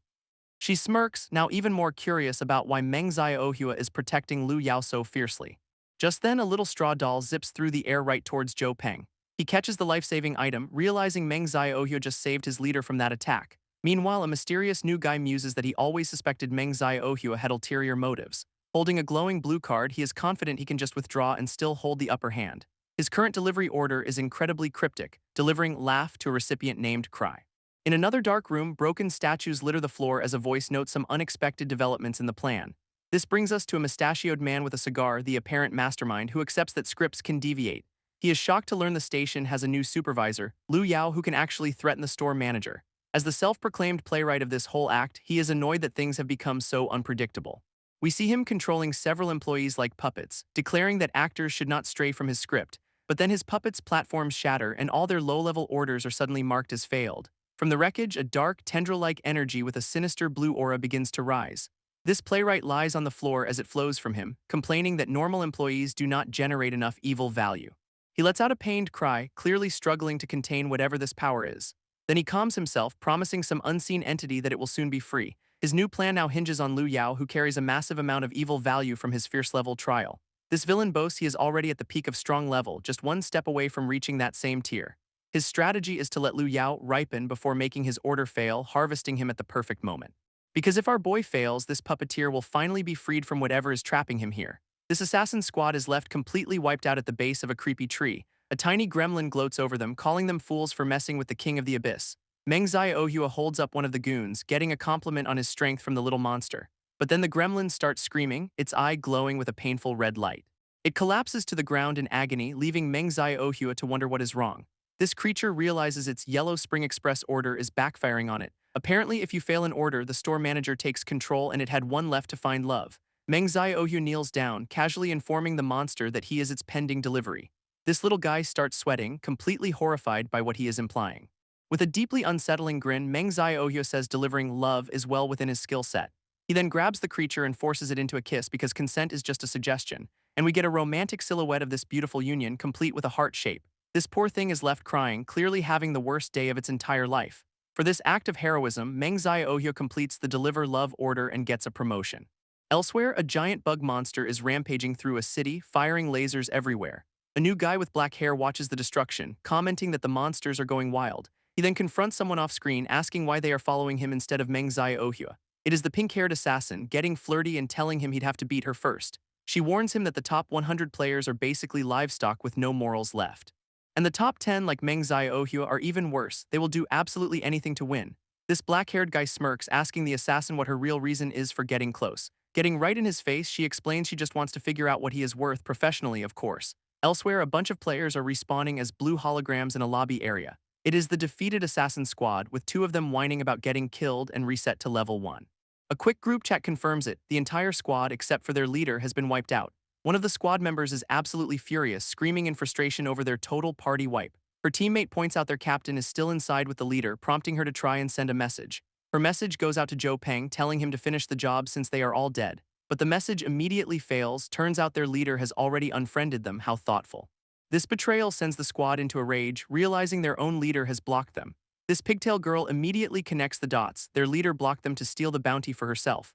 Her teammate is just baffled, as if being a top 100 player automatically means you have a moral compass. She realizes they underestimated her, griping that top players are shameless and now she has to answer to the elders.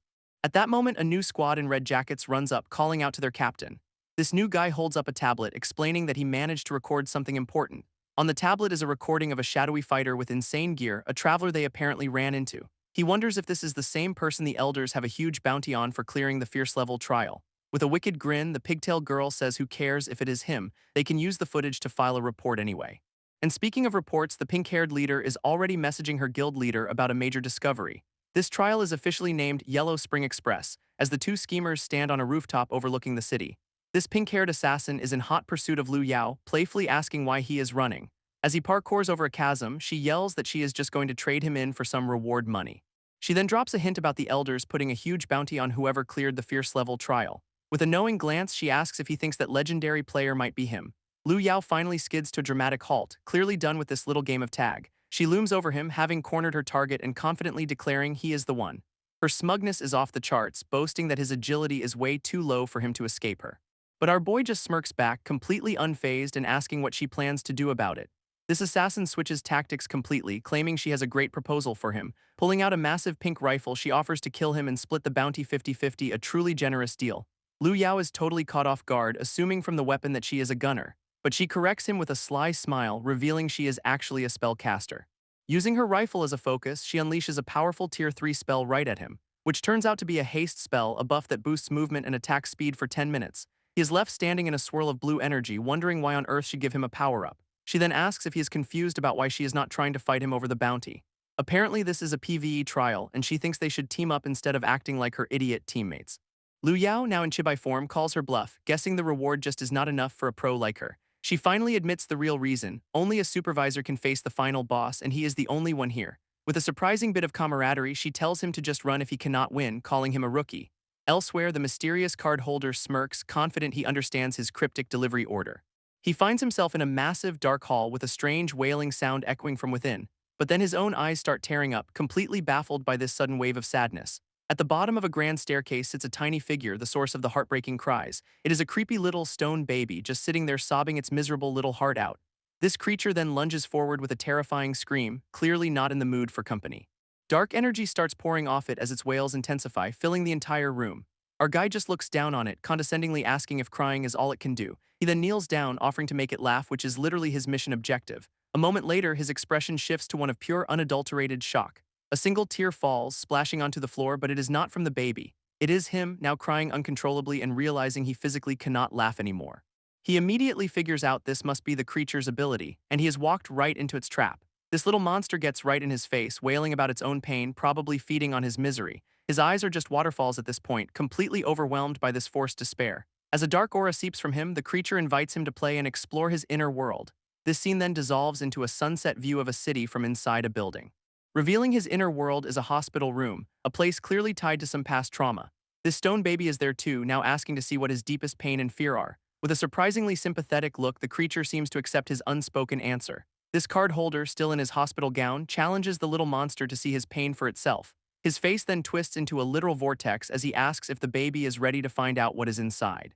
This little stone creature is completely stunned, realizing this guy's memories are anything but human. Our boy just casually calls that horrifying vision an appetizer from his unpleasant past. From the darkness, he promises to show it his real painful memories, unleashing a torrent of shadows. A whole legion of nightmare creatures with glowing red eyes starts to pour out from his trauma. These things are just a writhing mass of teeth and claws, the absolute worst things you can imagine. Surrounded by his own demons, he gleefully tells the baby it finally has a friend to share its pain with, and now it is the baby's turn to scream in absolute, pants-sweating terror. Back in the hall, the card holder just boots the little monster across the floor, breaking the psychic link. This crying baby scrambles away as fast as its little stone legs can carry it. Still weeping from the initial attack, our guy mockingly begs it not to leave since he is not done sharing. It makes a desperate dash for some doors, wailing the whole way. This door slams shut, giving it a brief moment of false hope. Cowering in a corner, the baby cries for its mommy, calling the card holder a monster. Oh, the irony. But a golden ring of energy blasts the door from the other side. Smashing right through the wall, the card holder leans in, still crying, and asks why it ran away. This terrified baby tells him to stay back, but he just wants to know if his pain was special enough for it. Meanwhile, the mustachioed playwright villain takes a puff from his cigar, admitting he just loves a good tragedy. He stands before two mannequins representing the players, musing on how great it feels to savor someone else's pain.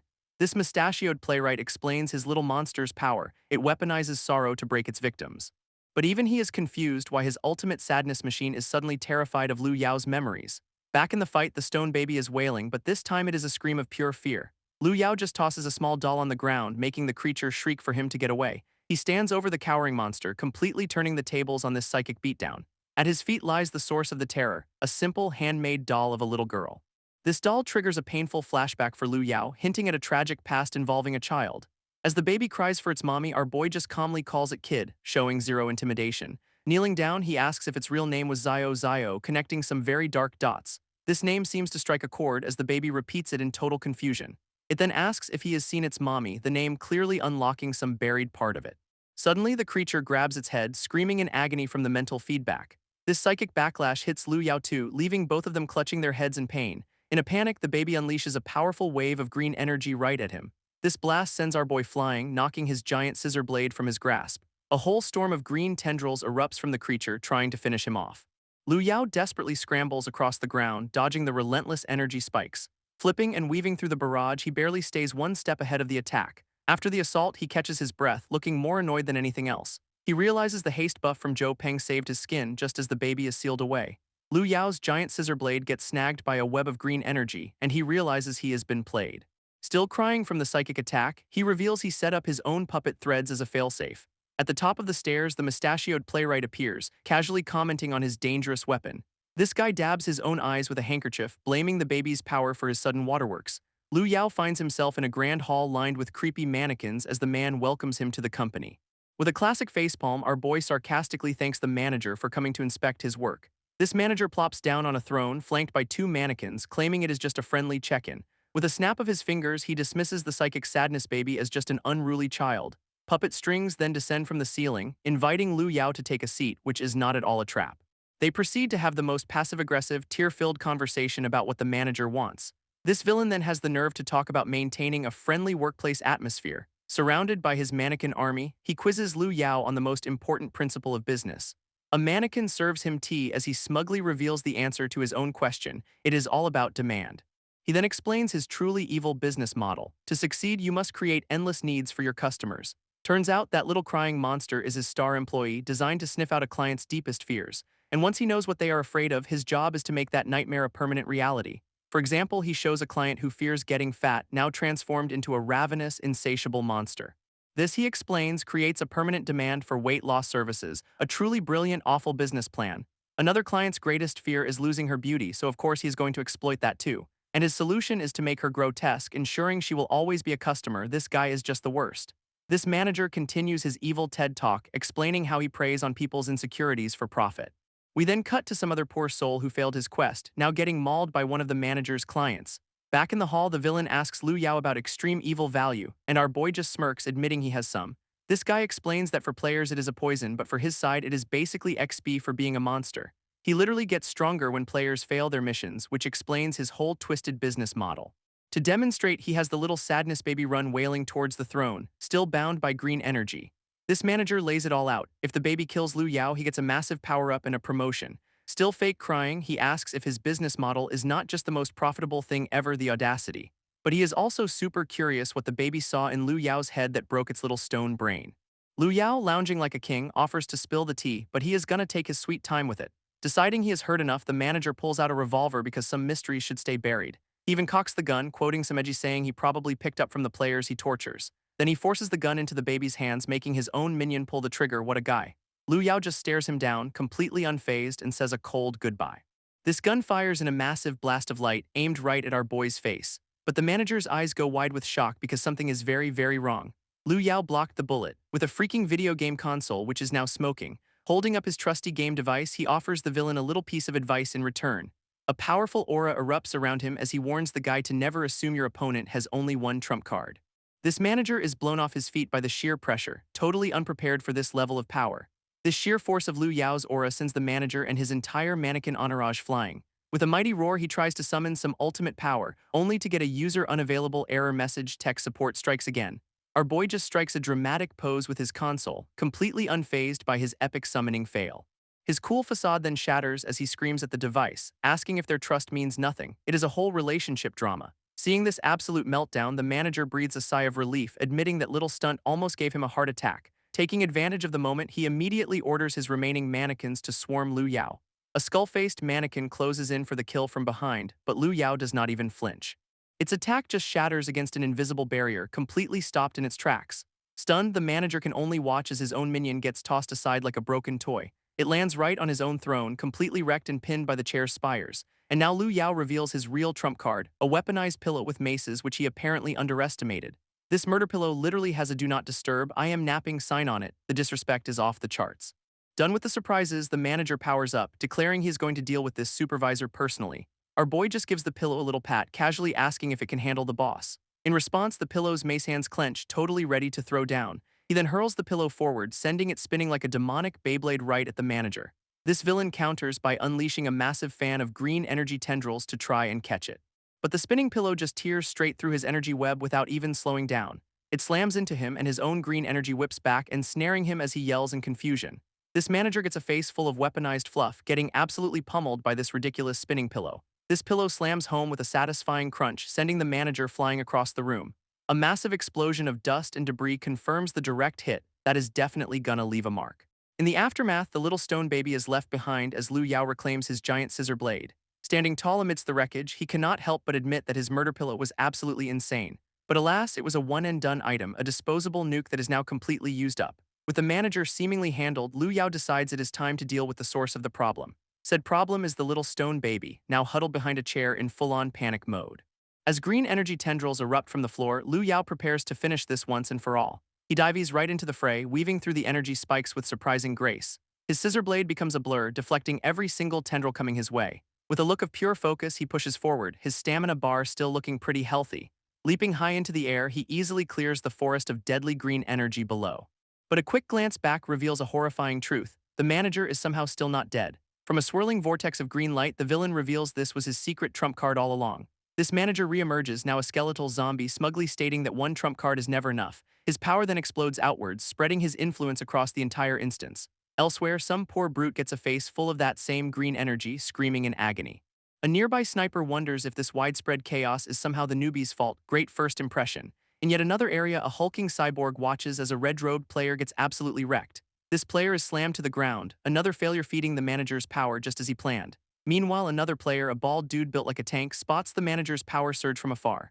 This source of it all is the little stone baby, still wailing as it is used like a living battery. Floating above, the manager gloats that Lu Yao has finally earned his full, undivided attention.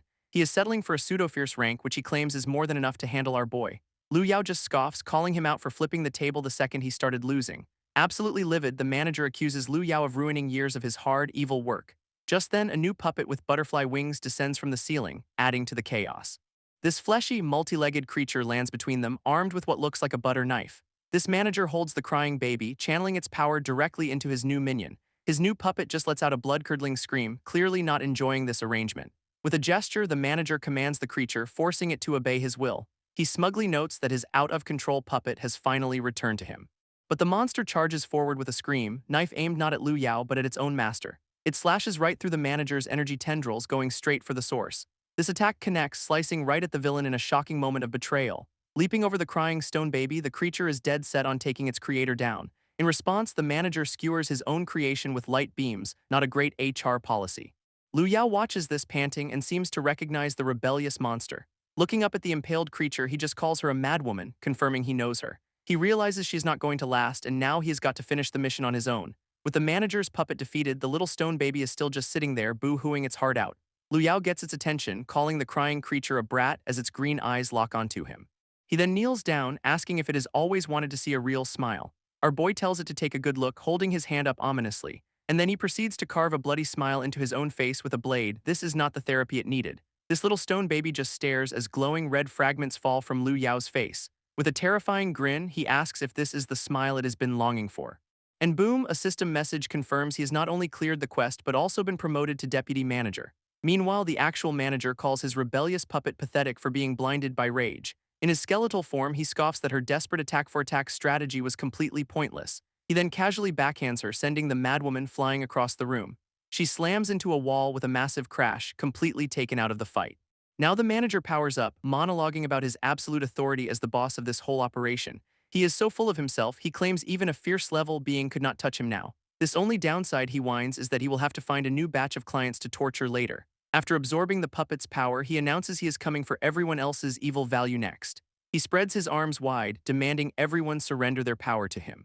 In the name of the Yellow Spring Express's manager, he tries to activate his ultimate move, but his big moment is ruined by a massive, beautiful error message right in his face. This system explains there is an authority conflict because there are now two managers and his connection has been severed.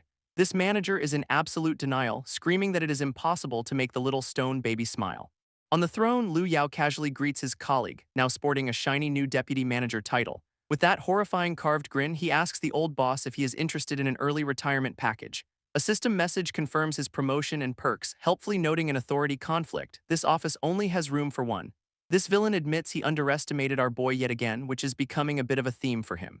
He then tries to save face, claiming his pseudo-fierce power is still way out of Liu Yao's league. His brilliant plan is to just kill the new guy and get his job back, simple as that. Liu Yao just smirks because that logic has one tiny little flaw he is about to reveal. Right on cue, someone comes crashing through the ceiling like a meteor. Talk about a dramatic entrance. Our boy explains that as the new management, he still needs client consent for this kind of thing. It is the big brute from before, landing with a ground-shaking thud after being summoned as backup. This manager scoffs, dismissing the guy as just some lower-tier muscle, completely unimpressed. He tries to mind control the brute with a berserk spell, turning him into a mindless puppet. This spell works, sending the big guy into a furious rage, veins popping everywhere. But the manager's jaw drops as the brute just stands there, the mind control fizzling out around him. This absolute unit grabs the green energy tendrils with his bare hands, ready to snap them. With a mighty roar, he shatters the manager's control, breaking free completely. This backlash sends the skeletal villain flying, his puppet show officially cancelled. Now free and absolutely furious, the brute charges forward with murder in his eyes. He delivers a bone-shattering punch straight to the manager's smug face, customer satisfaction guaranteed. This brute's follow-up is a flaming axe kick, aimed right at the manager's head. His attack shoots across the room like a rocket, leaving a trail of fire in its wake. Watching from above, the sniper lady compliments Liu Yao's strength and asks to be friends. With his creepy new smile, Liu Yao just casually agrees, cool as ever. Elsewhere, the red-robed player who got wrecked earlier staggers to his feet, still defiant. He is immediately snatched from behind by the bald, muscular player we saw before. This guy holds the now skeletal minion, calling out the manager for all the trouble he has caused.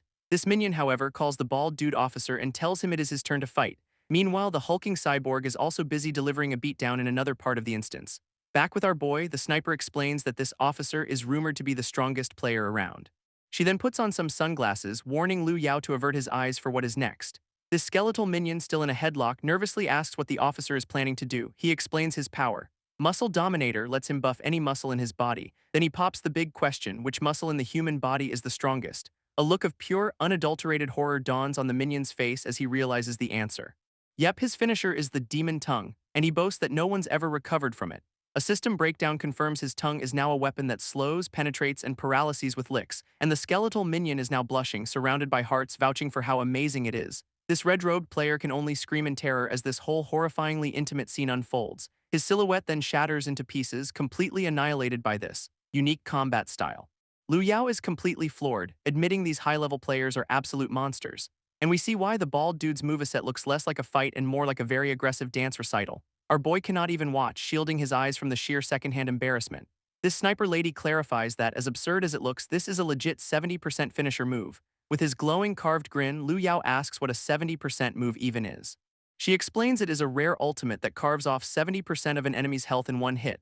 This particular one is a one-time use final strike, and the officer is going all in. His tongue slams into the minion with a sickening impact, ending the fight decisively. Even the sniper is horrified, saying getting hit by that would probably make you give up on life. Just then, a system message confirms the main quest is complete with a 1-minute evac timer. With the battle over, she suggests they become friends, warning him not to copy the tongue guy's style. She gives him a fist bump, calling him way more honorable than the other dude. But then she finally gets a good look at him and asks what in the world is up with his mouth. Liu Yao just deadpans that he was trying to make a child smile, which only makes her more confused. Meanwhile, the defeated madwoman puppet lies broken against a wall. This little stone baby toddles over, trying to wake the creature up. She comes to, asking the baby who it is and why it is helping her. This little one then asks if she knows where its mom is, a truly heartbreaking question. In response, the creature gently cups the baby's face in her hand, and with a faint smile she says it is good that it has grown up, revealing she is the mother. This little stone baby looks up, its glowing green eyes finally recognizing its mother. In response, the madwoman puppet just weeps, tears of sorrow and relief streaming down her face. A flashback shows her as a happy little girl running through a field and asking for a smile. Her own mother appears in the memory, gently telling her it is time to come home. With a joyful cry, the little girl runs straight towards her mom's open arms. It is a moment of pure, unfiltered happiness before everything went so horribly wrong. Back in the present, she holds her child close, whispering that she has finally found him. Watching this, the sniper lady starts bawling, wondering if she is secretly an empathetic person. But the bald officer shuts that down, explaining the baby just has a passive cry aura affecting everyone. She is immediately relieved, patting her chest, glad to know she is not actually a good person after all. Impressed by the fight, she tells Liu Yao he is strong and that they should team up next time. With the evac timer counting down, the officer agrees to meet later, having questions for our boy. Liu Yao just waves them off with that carved grin, promising they will meet next time for sure. His new friends teleport away in a flash of light, leaving him all alone in the ruins. This second they are gone, he drops the act with a sigh of relief, finally some peace and quiet. He then calls out to a figure in the rubble, saying the mastermind can stop playing dead now. And what do you know, the manager is still alive, telling his minion the mission is complete. Liu Yao just casually asks the defeated villain why he has not evacuated with everyone else. Our boy explains he is not just here to clear the trial, but to find the meaning of life, real deep stuff. And since he knows a mastermind is pulling the strings, leaving him alive just is not an option. A system message offers Liu Yao a choice: become manager and leave, or accept a hidden quest to find the truth. This defeated manager, sprawled out on the ground, admits our boy is a special kind of traveler. Suddenly, a creepy mannequin lady on a throne addresses Liu Yao by his full name. Looks like we found the real boss. With that horrifying carved grin, Liu Yao notes that she seems to know him quite well. She calls him an arrogant survivor of a past trial, clearly trying to get under his skin. This new mastermind claims to know all his secrets and trump cards, staring him down with glowing green eyes. Her lecture continues, listing his powers like his touch-based charm, which he casually confirms. Then she brings up his special weapon, noting it is useless if he cannot even land a hit. Her final point is his high evil value, revealing she has been watching him this whole time. Liu Yao just smirks back, saying he is not really into puppets, a direct and savage insult. That jab clearly lands as the mannequin lady points at him, completely losing her composure. She tries to play it off, accusing him of using mind games that she will not fall for. But her villain monologue is cut short by her entire head getting absolutely shattered. It is the skeletal minion from before, yelling that he has had enough of all her talking. He then dismisses the broken puppet, saying this is not even her real body anyway. Looking over at the first manager, he adds that the guy was just another disposable pawn. This mastermind, now surrounded by broken copies of herself, compliments Liu Yao's intelligence. And then we see him, a big chubby dude who seems to be the mastermind's true form. Liu Yao calmly states he suspected this was her real identity from the very beginning of the trial. Holding up a golden card, he reveals her motive. She creates desires because she is the greediest of all. This mastermind explains his whole deal. He grants desires through his yellow spring express to become all-powerful. As he talks, we see a flashback of his creepy mannequin puppets clawing their way up. In this memory, his true chubby form charges in, ready to break these manifestations of desire. But even he is shocked by their strength, barely stomping one as another dives right at him. This madwoman puppet is also back and stronger, now wielding a massive scythe. He monologues about how desire is a natural instinct as more of the puppets swarm him. His job, he claims, is just to unleash what is already there. But he says Liu Yao is different, calling our boy the perfect, reckless candidate to take over as the new manager. This flashback ends with the madwoman puppet lunging for the kill in a blur of motion. Back in the present, a new puppet embraces Liu Yao, pitching a team-up based on his enormous evil value. With his carved grin, Liu Yao asks if this is another job offer to be his personal puppet. This mastermind offers a classic deal: give up your body and they will be unstoppable together. But Liu Yao just smirks, dropping the bombshell question: who told you I cannot use evil value? And right on cue, the sky darkens as he unleashes his demonic descent power-up. Meanwhile, two other players are running for their lives from a giant bug monster screaming for help. They are confused because the manager is not chasing them, but they cannot afford to stop running. This guy with the ridiculous flat-top haircut glances back, sensing something is definitely off. They both stop and stare in terror as a dark silhouette descends from the stormy sky. It is Liu Yao, transformed with flowing white hair, looking like a full-on final boss. His new form is complete, clad in a dark, tattered cloak and ready for business. Liu Yao's demonic transformation is complete, rocking the horns, white hair, and a wicked new weapon. This mastermind is absolutely losing it, screaming that a mere traveler should not be able to use evil value. Our boy just ignores him, powering up his Life Reaper technique, ready to end this whole thing. With a dead serious look, he prepares to unleash a devastating final strike, and a massive energy beam just annihilates the entire area, leaving nothing but a crater. Meanwhile, somewhere in the evil realm, we cut to a very spooky-looking castle, where a horned demon lady is just trying to get some sleep, minding her own business. Suddenly, she sits up, sensing that insane power spike from Liu Yao's attack. Back on the battlefield, the system confirms the trial is over, leaving a giant smoking hole in the ground. This mastermind is completely wrecked, face-planting in the rubble he created. Nearby, some zombie-looking dude with glowing red eyes weakly calls out a name, and it turns out he is holding the little stone baby, trying to wake it up. This player with the flat top from earlier also staggers to his feet, shocked he is still breathing. He then spots the skeletal minion hiding under some rocks, which does not exactly calm his nerves. Both of them just stare at the crater, wondering if Liu Yao is really gone after all that. They both start freaking out, demanding to know who is there. And it is the demon lady from before, introducing herself as Lord Sloth, which is a whole mood. She looks completely unimpressed and demands a full report on everything that just went down. Apparently, Liu Yao is a known troublemaker, and she is opening a portal to go clean up his mess again, leaving the two survivors just grateful they did not get vaporized along with the boss. Lord Sloth steps out of her portal, looking about as thrilled as her name suggests. Meanwhile, the now humanoid puppet stumbles forward, desperately clutching the stone baby. He collapses at her feet, begging her to save his child from fading away. This guy is willing to pay any price, even prostrating himself before the demon lord. Lord Sloth just deadpans that the baby is basically a being made of pure resentment, and since the source of that resentment got nuked, the kid's about to disappear. This father is absolutely devastated, crawling toward his child's lifeless form. With a snap of her fingers, Sloth offers him a last-ditch solution. He is suddenly holding a glowing, magical lantern, looking up in confusion. It is an azure lantern that absorbs souls and is not a street lamp, thanks for the tip. She lays out the terrible choice: use his soul to save the baby, but it'll lose all memories. This price is his very essence, so she warns him to think it through carefully. He sits with his child, holding the lantern, facing an impossible decision. A single tear rolls down his face, showing he has made his tragic choice. This lantern then floats into the air, its blue light filling the darkness. His soul takes the form of a mother, cradling the baby to tell one last story. It is a tale about a little girl who cried all the time, clutching the very same lantern. One day, the girl got a doll, and the two became inseparable best friends. This doll was her confidant, a source of comfort when she had no one else. And because of that friend, the little crybaby finally stopped crying and grew up. This soul's story concludes, and the little girl's eyes finally find their light. Now a real child, she sits alone in the rubble, letting out a small cry. She stands up, completely lost and asking where she is, her memories totally gone. Her innocent eyes take in the strange new world around her for the first time. And then she just breaks into a massive happy grin, talk about a mood swing. A tiny chibi version of her sits before a giant monument, marking the end of her tale. Meanwhile, Liu Yao wakes up in a bed, surrounded by glowing blue data particles. He sits up in what looks like a hospital room, totally disoriented by the sudden shift. A quick flashback shows his demon form hearing the true completion prompt after the big boom. This system confirms it: dungeon cleared, hidden mission done, perfect score, payday is coming. But a sudden warning flashes, abnormal data detected, and the system starts a forced logout. Liu Yao is furious, complaining they are kicking him out before he can even check his loot, the nerve. His gamer rage is cut short by a loud banging sound coming from his room's door. It is not just a knock, something is trying to smash its way through with some serious force. He turns, wondering who is making such a racket in a hospital of all places. Oh, it is just a couple of horrifying, multi-limbed monsters breaking down his door, no big deal. Our boy just calmly wonders if he is having another illusion, completely unfazed by the sight. He figures his meds have not worn off yet, which would explain the nightmare fuel in his doorway. Deciding to just deal with the hallucination like usual, he sits and waits for it to pass. Until a monster's tongue whips at his face and he realizes this might be very, very real.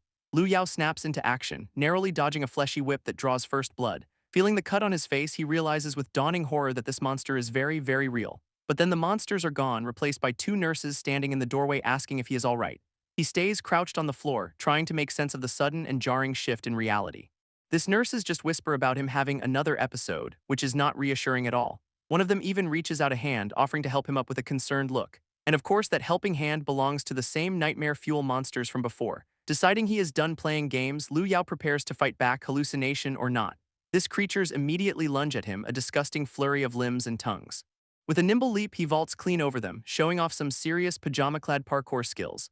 Our boy makes a mad dash down a terrifyingly red hospital corridor, trying to escape. Meanwhile, in a much calmer, bluer version of the hallway, two actual nurses call for security. He ducks behind a corner for a moment, trying to get his bearings in this absolute hellscape. Peeking out, he sees the path ahead is blocked by a writhing mass of giant tentacles. Great. Before he can even process that, a tentacle brutally impales him right through the gut. Stumbling from the impact, he has now got a very large, very unwanted piercing. As he collapses, the searing pain confirms this is no dream, forcing his hand. He pulls up his system inventory, about to summon an item called the Tear of the Evil. Suddenly, the world is blue again, and a male orderly is reporting that he has found the patient.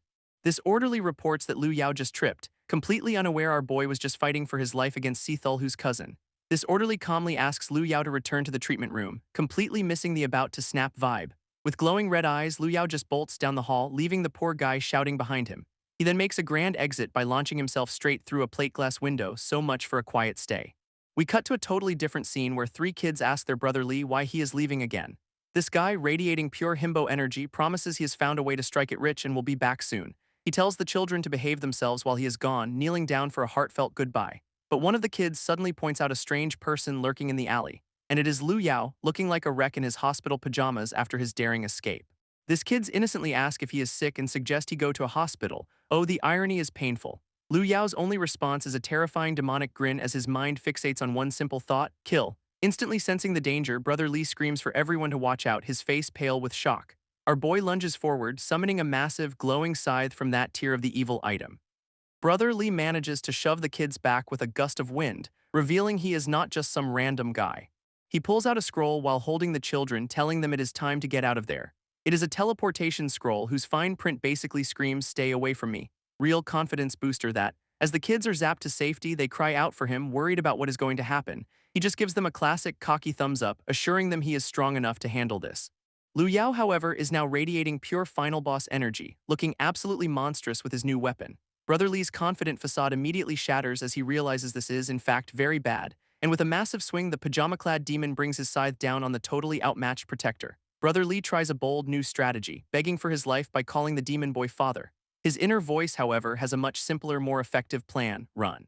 For a second, Liu Yao fights through the haze, warning the guy that he is losing control. Taking the hint, Lee screams for the kids hiding nearby to get the hell out of there. But that moment of clarity is gone, replaced by pure murderous intent in those glowing red eyes. With no one left to hold him back, Liu Yao unleashes a devastating swing of his scythe. All Brother Lee can do is scream as the attack comes crashing down on him, and the kids watch in horror, crying out his name.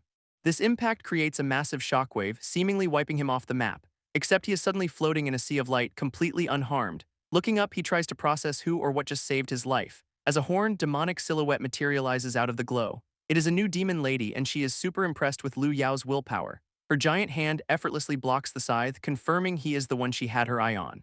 Turns out she is the one who sent him the demon descent power-up in the first place. Now she is casting her own spell, a 7 deadly sins requiem, right at him. Instead of an explosion, gentle white particles begin to fall from the sky like snow. This kid, still hiding, wonder what this strange snow is. But it is making them incredibly sleepy, a magical lullaby in the middle of a crisis. And just like that, they are all knocked out cold, safely removed from the battlefield.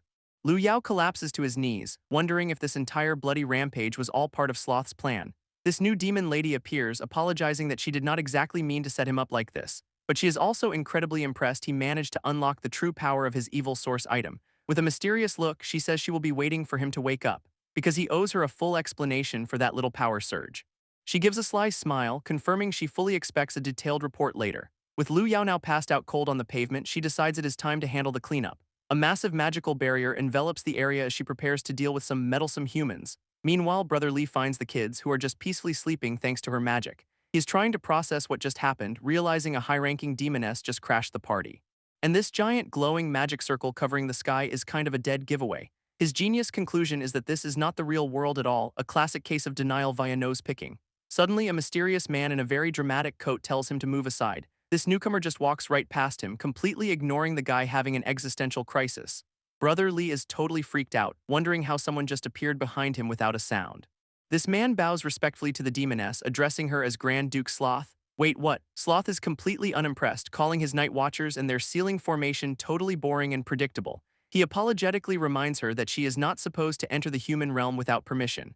Her response is a terrifying grin, basically daring him to try and enforce that rule. This Night Watcher just laughs nervously, admitting their puny ceiling formation would not work on her anyway. This Night Watcher leader boasts they are confident they can handle Sloth if she truly invades. From a rooftop, his subordinate agrees they can gravely injure her again even if they die trying. Sloth just sighs, wondering why all Night Watchers are such self-destructive drama queens. But the leader clarifies he is not here to fight her. He is here for the unconscious kid on the ground. He dismisses Lu Yao as just some unawakened transmigrator, basically a nobody worth ignoring. Calling him a weakling who can barely use his items, he even compares him to Brother Li nearby. This, of course, is hilarious to Sloth, who cannot believe they made such a massive oversight. This Night Watcher seems confused by her reaction, looking between her and the passed-out Lu Yao. So he places a hand on Lu Yao's forehead to check for himself, a green light glowing from his fingers. And his face immediately contorts in shock as he realizes exactly what he is sensing. Suddenly panicked, he screams at his team to abort the ceiling formation and get down there now. His subordinate on the roof immediately teleports away, abandoning his post in a flash of light. And just like that, the massive magical barrier over the city completely dissipates. His team gathers, shocked to find a living source of evil that is still fresh and twitching. One of them asks their leader what in the world is going on with this guy. Sloth casually explains he triggered a fierce-level trial and is suffering from the power's backlash. This Night Watchers are absolutely floored by this news. Fierce level is apparently a very big deal. Their leader turns to Sloth, desperately asking if she is telling the truth about the kid's power. She offers to just take Lu Yao off their hands if they do not believe her, promising to leave peacefully. In response, the Night Watchers form a dramatic human shield, declaring he is human and she cannot have him. Sloth just looks bored by their whole human shield routine, completely unimpressed by the drama. This leader then threatens to blow himself up if she takes the kid, a totally stable and not at all insane bargaining chip. With a smug grin, she basically asks if they are even strong enough to protect him, calling their bluff hard. He insists they know the stakes of an awakened evil source, trying to sound tough while kneeling over our boy. An older Night Watcher steps up, formally addressing her as Grand Duke Sloth while removing his hood. This guy declares they will protect Lu Yao at all costs, because a living evil source is apparently a huge deal for humanity. Surprisingly, Sloth agrees to leave him in their care for now, floating in a swirl of blue magic. But she has got one last, friendly reminder for them as they hover over the still unconscious Lu Yao. With a wink, she warns them the public beta is starting soon, which sounds less like a game and more like an apocalypse. This old guy absolutely panics, realizing humanity is nowhere near ready for the fierce-level trial she is talking about. He looks up in despair, calling out a name as the full weight of this terrible news hits him. Sloth just twists the knife, reminding him the Night Watcher's strongest protectors are mostly gone now. She then asks what is the point of delaying the inevitable if their best defenders have already fallen. Completely defeated, the old Watcher just respectfully asks her to please get the hell out of their realm. And she agrees, floating away as the Night Watchers think they have finally gotten rid of her. Except she immediately swoops back down to Lu Yao for one last, very personal goodbye. A galaxy of light pours from her hand into his head, giving him some kind of parting gift. This old man freaks out, demanding to know what she is doing to their prized possession. She casually explains it is just a little buff to protect his mind, then asks if he's got a problem with it. And of course they do not, immediately bowing and telling her to please by all means carry on, spine optional. With a final flash of light, the Grand Duke Sloth makes her dramatic exit. One of the Night Watchers immediately asks if buffs require kissing, earning a swift shut up from his elder peak professionalism. Guys, hiding nearby, Brother Li has just relieved his temporary dad seems to be fine after all. He laments that his reliable backer nearly murdered him, forcing a complete reevaluation of his life choices. Still, looking at the tormented Lu Yao, he gets the feeling the kid was not really in control. As he is pondering this, a voice suddenly calls out to him from the shadows. It is one of the cloaked Night Watchers who introduces himself as Cheon while Brother Li has a full-blown panic attack. This guy gives him a creepy sales pitch, offering power for a small price since he is also a transmigrator. Brother Li's response is to shrink into a terrified chibai, begging to be ignored. He has had enough adventure for one night. But Cheon grabs him, warning that with the public beta starting, he is way too weak to survive on his own. This recruitment ends with him literally dragging the screaming himbo away while the kids are still passed out. Meanwhile, in a quiet apartment building somewhere else in the city, we see a corkboard covered in crossed-out one-piece wanted posters. Someone's a dedicated fan. A woman with pinkish-purple hair is chilling in her chair, looking pretty bored with her evening. Turns out she is annoyed because some guy is completely ignoring her messages. That guy is Lu Yao, and her texts have escalated to "maybe I will just kill you and sell your gear," a totally reasonable response. Suddenly, her phone starts ringing, but it is not from our boy. She answers, clearly surprised by who is on the other end of the line. It is someone chewing her out for disrespecting her senior uncle, and she looks thoroughly unimpressed. She fires back, wondering why the Night Watchers even still exist before threatening to hang up on him. This caller offers an urgent mission to kill someone, but the pink-haired woman is literally writing him off no time. But then he mentions the target is Lu Yao and the reward is very, very generous. And just like that, she is a model of filial piety, deciding it is her duty to help. Funny how money does that. We cut to a young Lu Yao sleeping peacefully in an orphanage bed, which is a massive tone shift. Waking up, he is completely disoriented as a mysterious figure asks what happened. This doctor introduces himself, immediately trying to probe the kid's memories about the incident. All he can do is shake his head, completely blanking on what went down. This doctor gives him a totally not creepy smile, assuring him everything is fine. As soon as he is out the door, he heads down a sterile hall to report his findings. His report confirms a memory wipe foiled their interrogation, but they will keep tabs on the evil source. We are suddenly plunged into Lu Yao's mind, which is apparently a full-on war between angels and demons. Down below, armies of light and darkness are locked in a desperate battle, refusing to give an inch. Two angelic champions drive their swords into a throne, trying to assassinate a demon god. Their attack lands in a massive flash, a clash of holy power against a dark throne, except the demon lord just stands up, totally unfazed, introducing himself as the source of all evil. Reaching out, this entity monologues about his place in the grand cosmic scheme. His grand declaration is that he is the ultimate judge of everything, the qualifier and the arbiter. But a voice cuts through the vision, screaming for Lu Yao to wake up as a pillar of light descends. We see Lu Yao's hand, clad in his pajama sleeve, reaching out from the darkness. He finds himself standing barefoot in his PJs on a rock, wondering where the hell he is. Inside his mind, Lu Yao is witnessing a massive, ancient demon sealing ritual. 6 powerful mages are activating the array to seal some kind of demon lord. He realizes this is a memory from a previous evil source user and wonders if Sloth is involved. A glowing echo of Sloth appears, explaining she left a mental backup to guide him through this mess. Lu Yao's first question naturally is what is going on back in the real world, so she pulls up a live feed of that pink-haired assassin Zhou Peng who was hired to kill him. Back in reality, Lu Yao wakes up to find himself chained to a bed, a very aggressive wellness check. Zhou Peng is standing over him, asking the old night watcher if he has gone senile for this whole setup. This old man just sighs, asking if she at least recognizes this particular evil source awakener. She admits she knows Lu Yao but had absolutely no clue he was packing this kind of power. Then she spots a random blonde kid in the corner and asks who the hell he is. This kid is having an internal crisis, trying to decide if he should call her mom to get on her good side. He pops up with a massive grin to introduce himself, but she is not interested in the slightest. In fact, she pulls a gun on Lu Yao, saying the kid's identity is completely irrelevant, and she immediately fires point-blank at our boy's head, so much for a gentle wake-up call. This old night watcher stops the bullet cold, earning a troublesome sigh from the would-be assassin. He calmly informs her that no, she absolutely cannot kill their prized possession. We see the bullet he caught, held casually between his fingers like it is nothing. Meanwhile, the blonde kid is absolutely losing his mind, terrified by this whole situation. Zhou Peng looks furious, demanding to know why she cannot kill him after what happened to her master. This old watcher explains 2 of their strongest lords sacrificed themselves just to seal the last evil source. Another lord was so badly wounded he is still out of commission, all these years later. Zhou Peng cuts him off, demanding to know why he is protecting Lu Yao if he remembers all that. She angrily bites into an apple, blaming the previous awakener for crippling all their leaders. From the corner, the blonde kid timidly asks if he can chime in. Probably a bad idea, buddy. He tries to argue that Lu Yao is not the guy who hurt her, so this is just misplaced revenge. She explains that it does not matter because 90% of evil source awakeners just die anyway. And the remaining 10%, she adds, become mindless killing machines with no self-control. Brother Lee flashes back to Lu Yao almost killing him, finally understanding what his dad was becoming. This old man states their official policy: any evil source must be eliminated on sight, no exceptions. It is described as an irreversible curse, the very origin of all evil in their world. This power can manifest in anyone at any time with absolutely zero warning. Those who awaken it are destined to fall into madness, consumed by a monstrous shadow.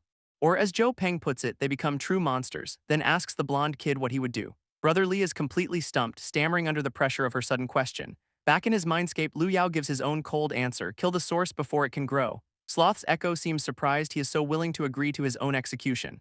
This old watcher's lesson continues, explaining that humans are naturally weaker than beings from other realms.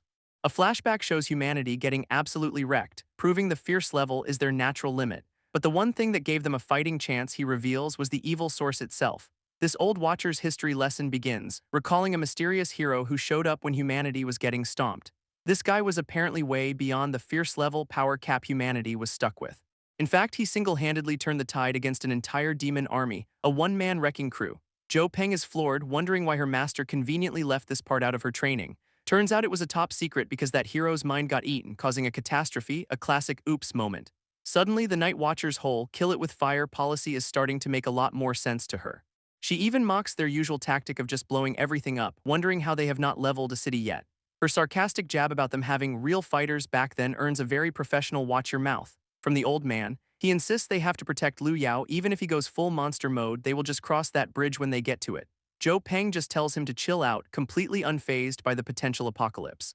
From the corner, Brother Lee finally speaks up, admitting he is a little lost but has one key piece of info. He confirms he got a front row seat to Lu Yao's berserk state and it was not pretty. In a flashback, he explains that if Lu Yao had not held back, he'd be a smear on the pavement before Sloth even showed up. So he nervously argues that maybe his dad, I mean Lu Yao, will not actually be consumed by the power. Smooth recovery, buddy. This old watcher is stunned, asking if he is claiming Lu Yao broke free using sheer willpower. Brother Lee gives a dead serious yes, confirming the impossible just happened. This old man absolutely refuses to believe it since no evil source user has ever snapped out of it before. With maximum sass, Brother Lee suggests he go ask Grand Duke Sloth if he needs a second opinion. Convinced or not, the Watcher decides he needs to wake Lu Yao up immediately, pulling out a glowing ring. He then tosses the shiny thing to a very confused Brother Lee, telling him to hold on to it. This old Watcher presents a glowing golden talisman to a very confused Brother Lee. It is a substitute charm, a get-out-of-death-free card for one trial, complete with a hilarious I quit note. Brother Lee's reaction is pure slack-jawed. "Aw, this thing is incredible." This Watcher's plan is to strengthen Lu Yao's mind to fight the evil source's backlash. To do that, he needs Brother Lee to enter a fierce-level trial with him to lower the difficulty, a terrifying prospect. He offers the charm as a bribe, promising it is his if he agrees to be Lu Yao's support buddy. With the deal basically forced, the Watcher announces the whole squad is about to enter the trial together. Brother Lee nervously asks if the pink-haired assassin will at least protect him in there, getting a very non-committal. He then asks if he can just run away if things get too hairy, earning another strained from the old man. Having had enough of the questions, the Watcher just smacks him upside the head. He tells him to quit being a coward since he is loaded with gear, while Brother Lee whines about his first fierce-level experience. A system alert gives him a 10-second countdown, and he is already complaining that Joe Peng gave him zero loot. He wonders if she is the selfless hero type, while she is just chilling on her phone, completely ignoring him. Suddenly, a notification pops up on her screen. A 1 million yuan payment just hit her account. This old man confirms it is her fee for this little babysitting gig, and she coolly accepts. Brother Lee's face absolutely breaks as he realizes what is happening. He starts screaming about the unfair pay gap as they all begin to teleport away. Back in the room, the old Watcher is left with another, chubbier Night Watcher. This new guy just laughs, commenting on the vibrant, chaotic energy of youth. He then asks the old Watcher if he really values Brother Lee that much, getting a thoughtful hum in response. This chubbier Watcher calls out the old man for giving Brother Lee the good stuff he was not even allowed to see. His justification is that at least Joe Peng is still around to carry on her master's legacy. Then he gets all philosophical, saying it would be a tragedy to die without an heir, what a drama queen. But the old Watcher argues that Brother Lee is weak and they are basically out of time to train him. He then reveals the real reason for the favoritism. The kid's power mechanism is just like his. With a completely trustworthy grin, the other guy says that is exactly why he is excited to see him grow. We jump to the trial system where our crew is entering a strong-level instance with a full-wipe death penalty. Their grand mission in the prison of catastrophe is, and I quote, to pet the cat. Brother Lee is understandably very confused by this incredibly vague and ominous objective, and then he sees the cat, a massive, terrifying shadow lion that wants to use him as a chew toy. This beast immediately lunges as our boy screams for help, so much for a gentle start to the trial. He scrambles backward in pure terror, trapped inside some kind of high-tech enclosure. Totally panicking, he stumbles against a wall, realizing he is in way over his head. His hand just happens to land on a nearby control panel in a moment of desperation. A system window identifies the beast as a spirit cat with a moderate danger level, which feels like a lie. This containment rules state that handlers must remain calm, a skill Brother Lee currently does not possess. It also helpfully notes the cat attacks when it senses fear, so he is basically ringing the dinner bell. He starts screaming for his dad and the heroine, his brave facade completely shattered. Joe Peng finally arrives, shotgun in hand, remarking that a strong monster is a proper welcome to the trial. At that moment, a new alert pops up for an assassin-class piranha monster, because one nightmare was not enough. Joe Peng looks up, completely stunned by the sheer absurdity of the new monster alert, because a massive flying piranha shark hybrid is now lunging straight for her. Meanwhile, Lu Yao wakes up somewhere else entirely, staring at a high-tech containment door. A nearby screen helpfully labels him Containment Object 1 with an unmeasurable evil value, which is never a good sign. He pops up on their security feed, waving and asking if anyone's home, super casual for a doomsday threat. Then he flashes this deeply unsettling grin, inviting his unseen jailers for a little chat. Back in the room, he is totally alone except for a floating camera, wondering where the welcome party is. This guy just smirks, figuring they are too scared to show up right before a new quest pops up, Escape the Evil Association. That name rings a bell and he tries to remember where he has heard it before. He recalls the Yellow Springs manager mentioning them with absolute dread, so these guys are a big deal. Suddenly, a system alert interrupts his train of thought to finally pay out his overdue rewards from the last trial. And it is a total jackpot, insane reward multipliers, points, chests, and a level up for all his trouble. His evil source even gets an upgrade and he earns the title Auspicious Omen for causing 2 businesses to shut down. The system literally laughs. Our boy gets adorably mad, demanding the game apologize for its cheeky haha at the end. But with rewards this good, he decides to let it slide and check out his new goodies instead. His stat sheet shows he is basically a tanky wizard with the attack power of a wet noodle. After confirming he is now much harder to kill, he moves on to his upgraded main ability. His evil source now lets him summon minions as the evil monarch, though the system taunts him about whether he is worthy. Liu Yao is not amused by the system's constant backtalk. The sass is getting personal. Finally, his new title, Auspicious Omen, gives attackers a chance to get cursed with a bizarre remark about rabbits and household peace. Meanwhile, Liu Yao's welcome party consists of 2 guards in sleek armor and very unfriendly-looking guns. They address him as Object One, politely requesting he cooperate with their experiment. With a devilish grin, Liu Yao asks what kind of fun science project they have planned for him. His charming inquiry earns him a hard shove and a sharp shut up. From the guard, totally unbothered, our boy just asks for a little more tenderness. He is clearly enjoying this. This guard just scoffs, wondering how a monster like him could possibly be considered delicate. His partner immediately shuts him down, reminding him not to talk to the containment object. So the 2 guards escort their prized specimen down a long, sterile hallway. Along the way, Liu Yao glances through a transparent wall, checking out the other inmates. He gets a horrifying glimpse of another experiment failing spectacularly, with a test subject screaming for his life. Behind the glass, 2 scientists coldly discuss increasing the dosage of decay agents on people. A nearby report mentions another project that killed 4 researchers and barely got more evil, just another Tuesday. After seeing all that, Liu Yao's smirk returns as he finally understands how this place operates. Suddenly, an alarm blares through the facility, announcing another containment object has gone berserk. This alert specifically names Object 3 Tender Lips, and Liu Yao's face is priceless. As other guards scramble, he casually strolls on, calling his escort Little Darling amidst the chaos. They finally reach his designated cell, and the guards roughly tell him to get inside. But then one of them leans in, secretly telling him to press a button once the door closes.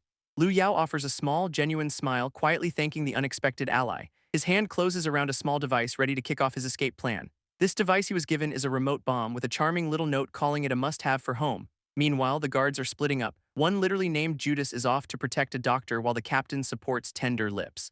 Judas snaps a crisp salute, ready to follow orders like a good little soldier. His captain calls him his most trusted subordinate, which is just asking for trouble with a name like that. And Judas promises he is the most reliable person around with a smile that screams, "I am absolutely going to betray you." Back in the cell, the heavy door slides shut, leaving Liu Yao completely alone with a floating camera.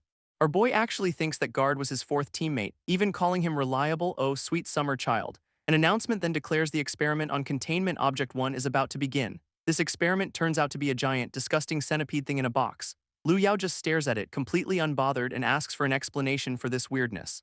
A blue-haired hologram lady pops in, introducing herself as Dr. Mimir, the project lead. She introduces his new roommate, a brain tapeworm that, you guessed it, parasitizes brains. Apparently it is a picky eater that only targets intelligent minds, calling everyone else's head garbage. Dr. Mimir's whole plan is to mass-produce evil monsters, and Liu Yao is their star guinea pig. She then thanks him on behalf of the Evil Association because subtlety is for losers. With her evil monologue complete, she turns to leave him to his fate. Just then, Judas reports back to her mission accomplished. She asks him for an update on Object 3, aka the rampaging Tender Lips. Judas explains the containment team totally miscalculated its mental strength, so it woke up early. Unfazed, Dr. Mimir tells him to handle security and leaves to start another experiment, Do Not Disturb. Back with Dr. Mimir, the guard Judas sneaks up behind her with a knife drawn. She calmly asks him one more question, and he politely tells her to go right ahead. But then he has got the blade to her throat as she asks how the real asterisk Judas actually died. Suddenly, a whole squad of guards surrounds the imposter, demanding he raise his hands. He just throws his arms up with a smug grin, theatrically asking how she ever figured it out. Dr. Mimir explains her security protocol. Everyone has a unique code phrase, and he completely flubbed his. Now it is his turn to ask a question, wanting to know what else she did to the rampaging Tender Lips. This imposter just smirks, seemingly impressed that she is caught onto his little sabotage plot. At that exact moment, a massive explosion rocks the facility. That is Liu Yao's bomb going off. A report confirms Object 1 has breached containment, and Mimir looks mildly inconvenienced at best. This fake Judas points a finger up, basically taking credit for the chaos he helped unleash. Dr. Mimir, completely unfazed by the betrayal and explosion, just coolly asks for his name. He strikes a ridiculous pose, introducing himself as Ning Feng and telling her to call him sweetheart, the sheer nerve. His little performance is immediately cut short when the other guards just unload on him. And just like that, Ning Feng is down for the count, riddled with bullets on the floor.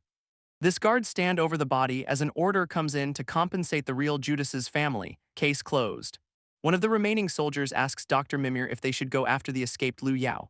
With a sinister grin, she says no, it is time for the real asterisk experiment, ordering all monsters to be released. Her loyal guards are completely baffled by this sudden, terrifying change of plans. She reveals her endgame. Lu Yao is from another world, and by observing him, they will unlock the secrets of their own. One of the guards raises a valid point. Releasing the monsters will kill their own people. Dr. Mimir just gives him a dead-eyed stare and asks him to recite the company motto. With a hand over his heart, the soldier proudly declares he is a firefly, which is not creepy at all, and the whole squad chimes in with the finale. Truth is eternal, definitely a cult. We then get a system flashback explaining Ningfeng's secret role as the team's imposter. His special rules mean death just sends him to spectator mode, though he still fails if the team wipes.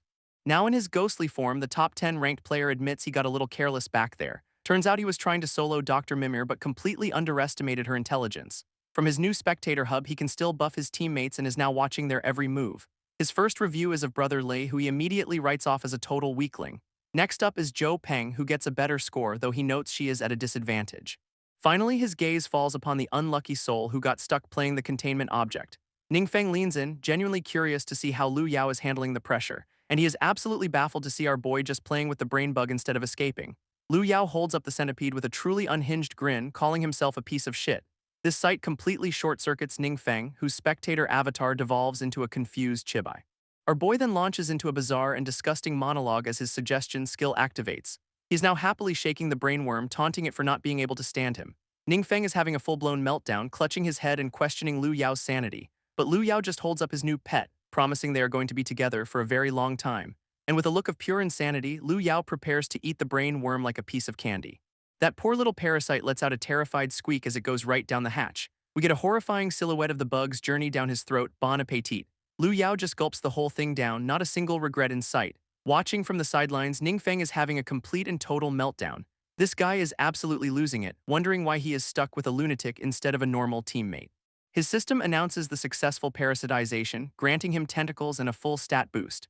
Lu Yao's eyes flare with a dangerous red glow as the new power takes hold, and a massive bloody tentacle erupts from his back. That is one way to get an upgrade. A system alert declares that he is now fully controlled by the brain tapeworm's will. Except the tapeworm finds him so utterly repulsive that it refuses to take control. He is too evil for the evil bug.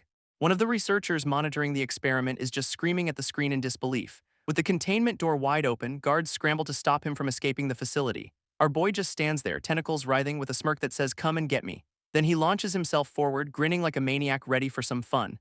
This guards immediately open fire, trying desperately to block his path to freedom. Using his new tentacles, he effortlessly dodges their shots by crawling along the wall. He zips right past them, clinging to the ceiling like some kind of nightmare spider. His tentacles lash out, grabbing the guards and tossing them around like ragdolls. Lu Yao lands perfectly, leaving a trail of chaos and unconscious soldiers in his wake.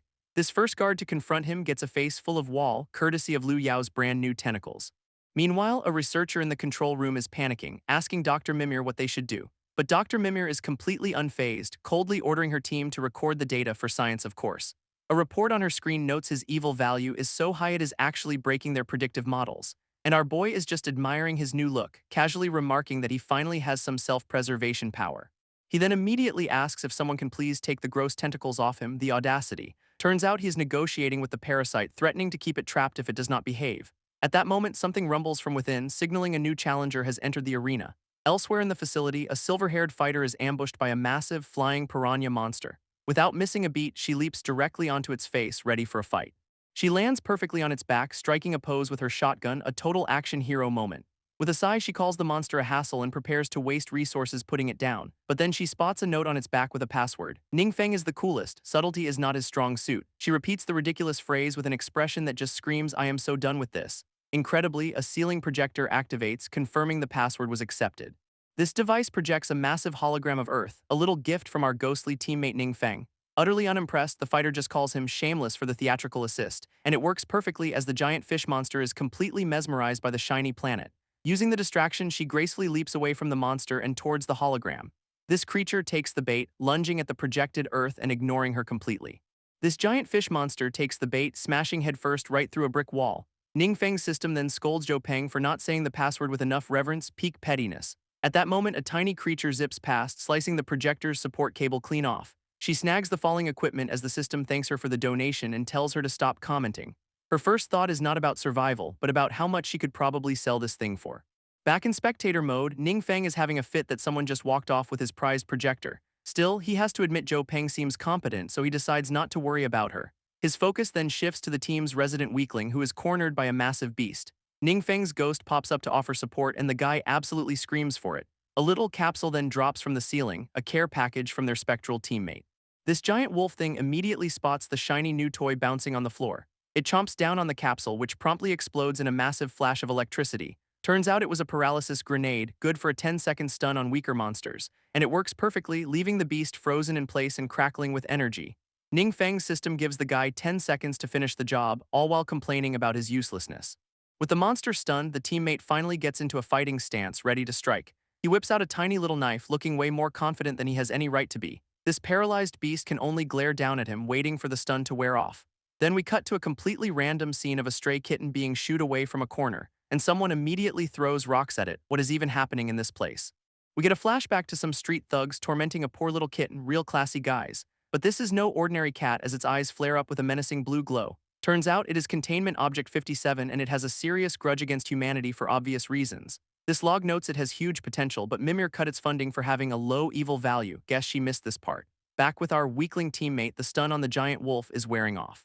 He lets out a sigh of relief, thinking the fight is finally over and he is safe. And then there is just a sudden splash of blood. It drips down, forming a small puddle on the sterile facility floor. This wolf monster looks down, seemingly confused about what just happened. It was the teammate's blood, as he reveals the monster's eyes reminded him of a cat he once knew. So his genius plan is to shove his bleeding hand right into the beast's mouth. Bold strategy caught. He is literally feeding it his own life force, begging it to stop before he dies.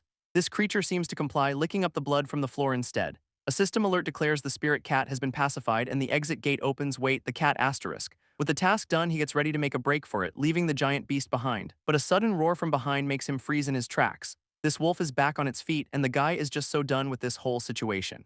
In a brilliant flash of light, the massive monster begins to transform. It shrinks all the way back down into the little black cat now perched on his shoulder. He asks if it wants to come with him, and just like that, he's got a new travel buddy. Brother Lee strolls off with his new cat, casually planning some family introductions.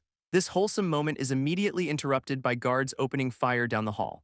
Their target is a man who looks suspiciously like Colonel Sanders, laughing as bullets bounce off him. He then lunges forward in a terrifying blur, aiming right for the nearest soldier. Grabbing the guard, he politely asks for $50 because it is Thursday, perfectly normal request. When that does not work, he makes a counteroffer of 50 eyeballs instead. This soldier struggles to break free, but this old man has a grip of steel. And then a hand goes straight through the guard's head, so much for that negotiation. Holding up his first 2 trophies, he calmly notes he is still 48 short of his quota. This rest of the squad wisely decides it is time for a tactical retreat. One guard desperately tries to seal a blast door to contain the rampaging grandpa. His terrified buddy is just on the floor, wondering what unkillable thing they just fought. It is Containment Object 9, the mad old man, and they realize with horror it is Thursday. A system file confirms his trigger as knowing the date and his evil value is off the charts. His full profile explains he goes berserk over the number 4 and demands 50 objects or he just takes them. Another guard panics, realizing only a director could have opened this top-secret zone, which leads his traumatized colleague to a very simple, accurate conclusion: they are totally screwed. This now open containment door looms in the background, confirming their worst fears. One soldier completely gives up, convinced the evil association has sacrificed them all, but his partner tries to rally the troops, telling them to get up and fight back. This last conscious guard, Captain Laju, steps up with a look of pure resolve. His plan is simple: he will be the bait for Object 9 so his squad can run for it. This squad immediately recognizes his syringe holds a decay potion, screaming that he is about to die. But he just jabs it into his neck, telling them to stop whining and get to safety. With the potion taking effect, he swipes a card to unlock the next containment zone. He declares it is his duty as captain to walk ahead of them into certain doom. Meanwhile, in another hallway, Lu Yao strolls through a massacre of guards and scientists. One of the guards has a donut hole punched clean through his torso, which is not ideal. Our boy casually notes that a few monsters must have been released, like it is a minor inconvenience, and he seems less concerned and more curious about the whole situation. He spots a lone surviving researcher hunched over and trying to be invisible, who then starts giggling nervously, which is never a good sign in these situations. Lu Yao's tentacles flare as he declares his favorite meal is half-dead prey. This researcher immediately starts begging for his life, realizing he is on the menu. But Lu Yao just throws his logic back at him: you do not want to die, I do not want to starve. In a last-ditch effort, the guy reveals he is the research director and can get him out. Lu Yao gets right in his face, smugly noting he should have shared that info earlier. With a tentacle wrapped around his neck, he demands to know everything about the evil association. This director spills the beans. It is a huge organization with branches basically everywhere, and this very facility is one of those branches, run by none other than Dr. Mimir herself. This director's story begins with a werewolf monster, a key subject in his research on evil value. His team had been capturing various creatures to study the link between their evilness and their growth. But they quickly realized they needed much stronger samples to get any meaningful data. For science, you know. An opportunity finally arose when two fierce-tier monsters had a throwdown at a local venue. That battle left one of the top-tier creatures severely injured and conveniently available for capture. So at his suggestion, they nabbed the specimen and Dr. Mimir made him the project leader. Everything was going perfectly until yesterday, when his entire project got completely derailed. Dr. Mimir suddenly announced she'd found a new subject with an even higher evil value and stole his funding. When he tried to object, she just had security escort him away, so much for professional courtesy. He is now ranting to Lu Yao that she is just jealous, in total denial that a better specimen could exist. Lu Yao just smirks, probably because he knows exactly who that new high-value subject is. This director then offers a deal. He will show Lu Yao a secret exit for an escort to his prized monster. Tenderlip. When asked if he can control it, the guy smugly claims he designed its containment system himself. With a predatory grin, our boy agrees to the little field trip. This should be fun. They arrive at a containment door only to find their path blocked by a guard who looks unwell. Turns out some lunatic injected himself with a decay potion and is now rampaging in the hallway. This director then asks if the mutated guard is one of Lu Yao's people, which is just adorable. Lu Yao scoffs that the guy sacrificed himself for his squad and is barely even human anymore. Right on cue, the mutated Captain Laju lets out a feral roar, ready for a fight, and he immediately starts punching the containment glass, trying to get at his two new visitors. Lu Yao and the director watch the mutated Captain Laju start cracking the containment glass. Our boy immediately calls out the director, reminding him this is the guy who just sacrificed himself for his team. This director just scoffs that guards are worthless and that he even damaged company property. What a guy. He then gets all buddy-buddy, asking Lu Yao if he can pretty please handle this little problem. With a grin that promises pain, Lu Yao tells him to go ahead and open the door. Laju is barely coherent, just growling about how dangerous the containment breach is. The second the door opens, he lunges forward, sending the director diving for cover. But Lu Yao just zips up to the ceiling with his tentacles, easily dodging the attack from above. This mutated guard lands, looking around completely baffled as to where his target vanished. Suddenly, a massive energy blast slams right into the side of his head out of nowhere. A silver-haired woman appears, holding a smoking gun and smugly asking if they need help. Meanwhile, the director is peeking from a corner, deciding he should probably stay away from everyone here. He tries to reassure himself that at least this hallway should be safe from any major threats, only to find Brother Lee and his new cat already hiding there, claiming they're not good at fighting. This cat lets out a little meow, its eyes glowing a very menacing, very familiar shade of red. And the director absolutely loses it, recognizing the cat as Containment Object 57. Back in the fight, the new girl is charging up a fireball spell from a double-barreled shotgun because of course she is. She fires the massive ball of flame right at the still-dazed mutated guard. It connects in a huge explosion, engulfing Laju completely as Lu Yao and the shooter watch. But he just roars through the flames, still very much alive and now extremely angry. This silver-haired shooter is shocked that her massive fireball barely even fazed the guy. But she is not one to back down, striking a confident pose like she's got this all figured out. Now it is a three-way standoff between Lu Yao, the new girl, and the mutated Captain Laju. She asks what this thing is and Lu Yao just calls him a vagabond, super helpful dude. Meanwhile, Laju is on all fours, looking less like a captain and more like a rabid animal. Our shooter realizes his defense is off the charts, making their attacks feel like tickles. So she asks Lu Yao for a big hitter and he says he has one, but it is tricky to land. His brilliant idea is to wrap his tentacles around her and just tell her to go for it. And by go for it, he means literally throwing her at the monster like a human cannonball. She is understandably not thrilled about being used as a living projectile. This mutated guard sees his incoming weapon and gets ready to swat her out of the air. Lu Yao just watches from the back as his new ally flies towards certain doom, but she has got moves, twisting midair to land a powerful kick right in Laju's gut. With the monster staggered, she pulls out a glowing energy orb, yelling that it is time. Her follow-up is to shove that glowing ball of death right into his mouth, bon appetit. Before Laju can spit it out, Lu Yao's tentacles shoot out and clamp his jaw shut. They wrap around his entire body, holding him completely still for the grand finale. Laju's eyes start glowing as the orb detonates from the inside, which looks unpleasant. And just like that, the rampaging captain is on his knees, totally incapacitated. This woman asks if that was maybe a little overkill, standing over their defeated opponent. Lu Yao smirks at the silver-haired shooter, calling it payback for when she tried to kill him in real life. She just grins back, realizing he knew exactly who she was this entire time. With his foot on the defeated captain, Lu Yao casually points out that the guy is still alive. And Laju, now surprisingly lucid, weakly asks the traveler if he can have a word. We then flash back to Laju and his squad getting a briefing for an upcoming evil prison trial. Their mission is to babysit 4 new travelers and make sure they do not escape the evil association. This rules are simple. Do not you dare talk about the evil game or you get terminated. Great incentive program. 2 of his men wonder aloud what kind of people these new arrivals will be. Their superior immediately yells at them to stop gossiping and get back to preparing for the trial. But one guard mutters that it is all pointless since none of the travelers ever survive anyway. His buddy then asks the big question, what would they do if someone actually did survive? This whole squad goes quiet, actually considering the impossible for a second. One guard admits he'd want to leave, holding on to Dr. Mimir's promise of eventual freedom. This others start sharing their own dreams, seeing the outside world, confessing to a girl. Their captain, Laju, pulls them into a huddle and promises to do his best to keep them all alive. He even hypes them up with the promise of a long vacation after Dr. Mimir's research succeeds. Back in the present, the dying Laju explains the beatdown somehow restored his sanity, but he has not got long.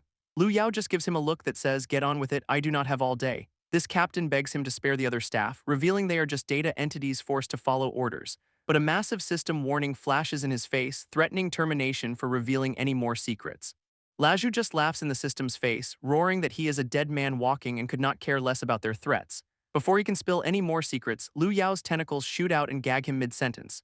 His new partner asks what he is doing, and our boy casually says he is looting the body, priorities, you know. With the captain completely restrained, Lu Yao starts giving him a little life lesson. He gets right in Laju's face, explaining that he hates being guilt-tripped and has no no-kill policy. Then he follows up by asking if the captain ever learned the proper way to ask for a favor, which is just cold. Laju just stares back, completely broken and at the mercy of his captor. Now stripped down to his shorts, he kneels and offers up all his gear, begging Lu Yao to take it. Lu Yao gives him a smug little smile, condescendingly telling him he is finally learning.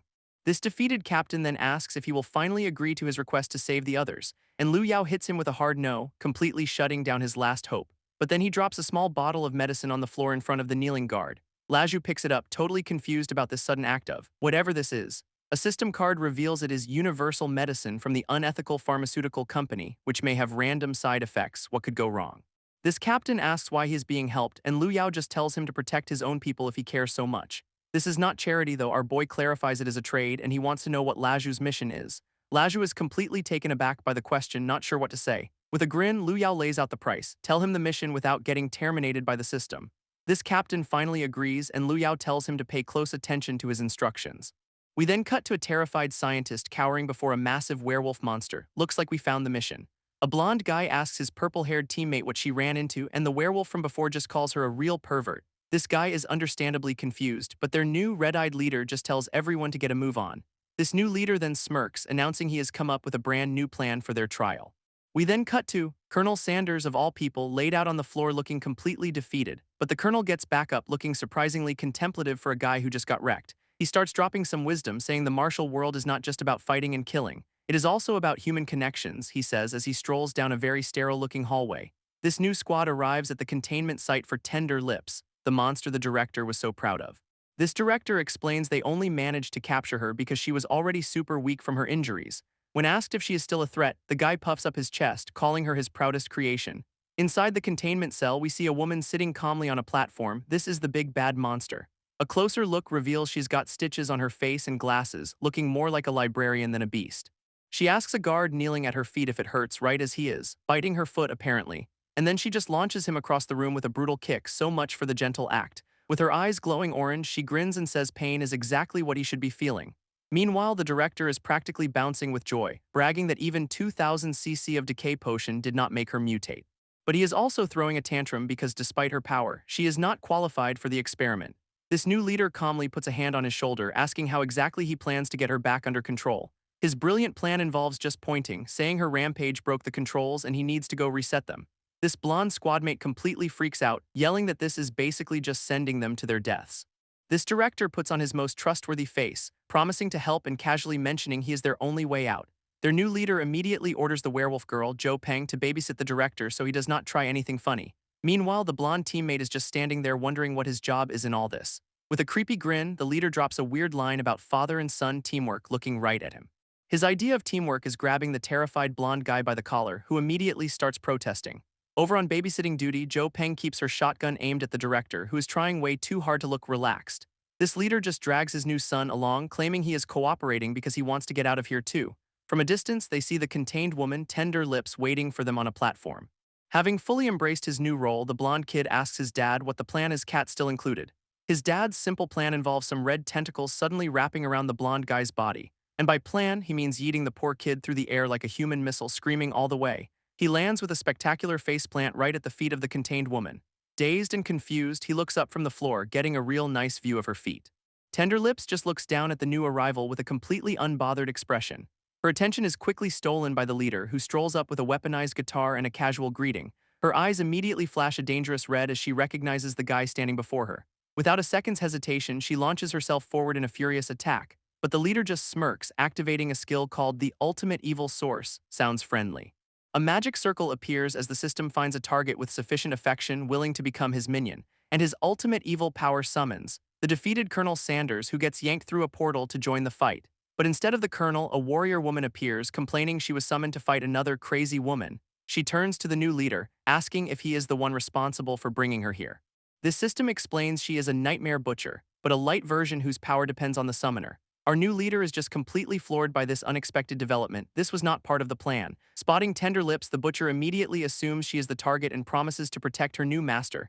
He tries to warn her about their opponent's strength, but she just scoffs, saying nobody's stronger than her. And she immediately gets one-shotted across the room, which is just embarrassing for everyone involved. From a safe distance, the leader casually asks if his brand new minion is even still breathing. This butcher is absolutely fuming, demanding to know what kind of monster she is even up against. He explains their foe is the same level as her original body, which is apparently a huge problem. Tender Lips closes in for the kill, and the butcher can barely hold back the attack with her massive blade. Her eyes widen as she realizes she is completely outmatched in this nerfed summoned form. Getting thrown back again, she blames the leader for being too weak and making asterisk her weak, great teamwork. With his summon getting absolutely bodied, the leader has to jump in and block the next attack himself. His new strategy is to just stall for time, and the butcher reluctantly agrees, still salty about her power level. Meanwhile, the blonde teammate has found the containment unit's controller, a big glowing pedestal. He's being told to just press the giant, obvious red button to fix this whole mess. But instead of following orders, he pulls out a completely different device with a sly look on his face. As someone yells at him to hurry up, he places his little gadget right onto the control panel. With a wicked grin, he reveals he is not helping at all, he is planting a bomb. This blonde teammate whips out a detonator, demanding the director repeat himself. The power dynamic just flipped. A 30-second timer appears as he threatens to blow everything up unless he gets the key to the upper passage. And with a manic grin, he clarifies that his little toy is about to go boom right next to the controls.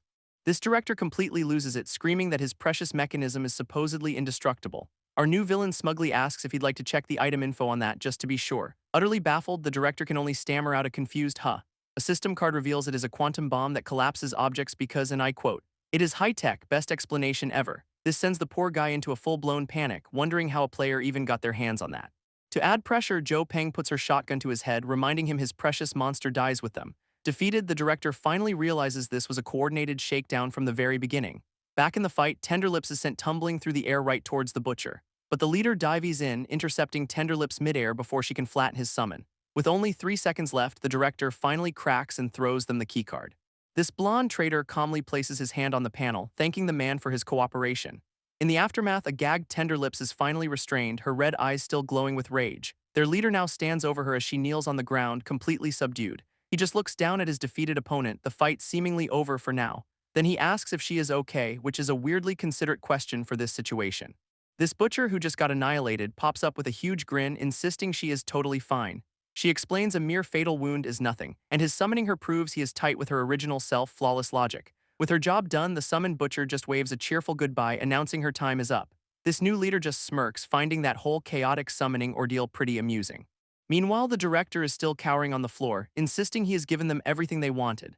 But Jo Peng is not buying it, demanding he explain how the escape keycard actually works. He quickly explains it opens the upper passage via the control terminal, simple enough, right? She dangles the card over his head to confirm, and the poor guy looks like he's about to have a heart attack.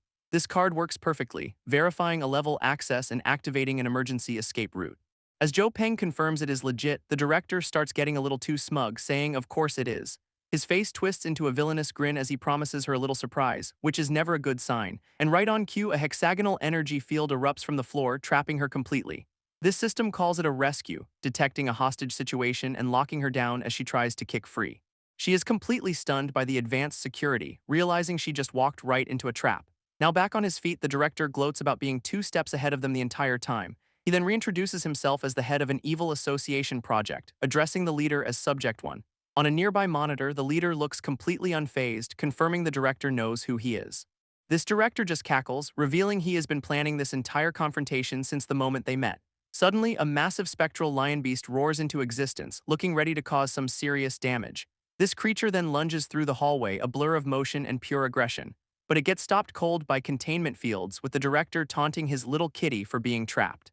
He then turns his attention back to the leader, monologuing about all the effort he poured into the space. This director continues his villain monologue, bragging about how he personally designed every last detail of this facility.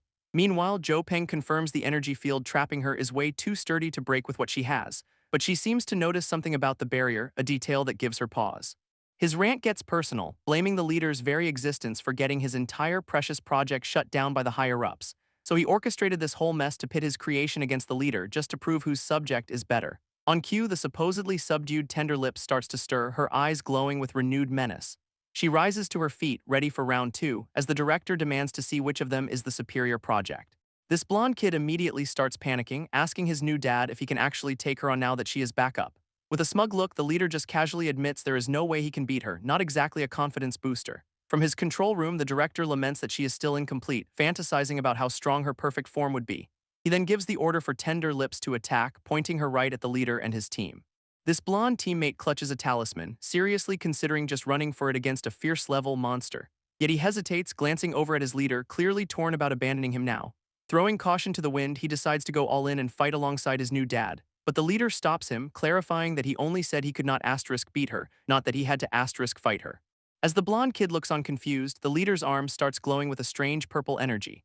A system card pops up, revealing he is holding Miss Tenderlip's arm, a rare Calamity-class material. Our boy grins, telling the director he is about to grant his wish to see her in her perfect form. This director is completely stunned, recognizing exactly what that arm is and what it implies.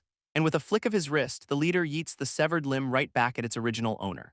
Tenderlip stares in disbelief as her own severed arm comes flying right back at her. This limb slams into her shoulder with a flash of purple energy, reattaching instantly. Her hand immediately transforms into a monstrous claw, glowing with a sinister new power. With the arm reattached, a flicker of her old self seems to return to her eyes. A massive wave of energy then explodes from her body as she reaches her complete form. Elsewhere, facility alarms start blaring as her power levels go completely off the charts. A scientist at a control panel panics, seeing containment is about to fail because her evil level is spiking. Someone calls out to the baldy doc, who snaps back that he is a little busy right now.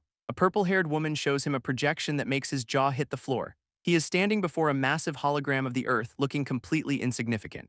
Suddenly, a giant monster maw tries to chomp him as the system announces total containment failure, great timing. His colleague barely escapes as a massive claw smashes through the floor right behind her. After the chaos, the scientist is on the ground, coughing and totally confused. Through the dust and smoke, he sees a lone silhouette approaching him. And of course, it is the newly powered-up Tender Lips standing over him like a final boss. This scientist recognizes her as three right as his hand starts to disintegrate from her aura. Coughing up blood, he reveals a fatal wound right through his chest. Looks like she said hello. Detecting a fatal injury on a level personnel, the facility's defense system kicks into high gear. A ring of turrets emerges from the walls, unloading everything they have got on her. But Tender Lips just stands there, unfazed by the barrage and wreathed in an aura of pure destruction. With her power fully unlocked, Tender Lips just floats there, surrounded by the twisted metal of the turrets she just vaporized. From a safe distance, the team is absolutely floored by her fierce class power. The blonde kid is just glad he ran fast. He then asks Jo Peng how she escaped the energy cage, and she is just too embarrassed to admit she got trapped.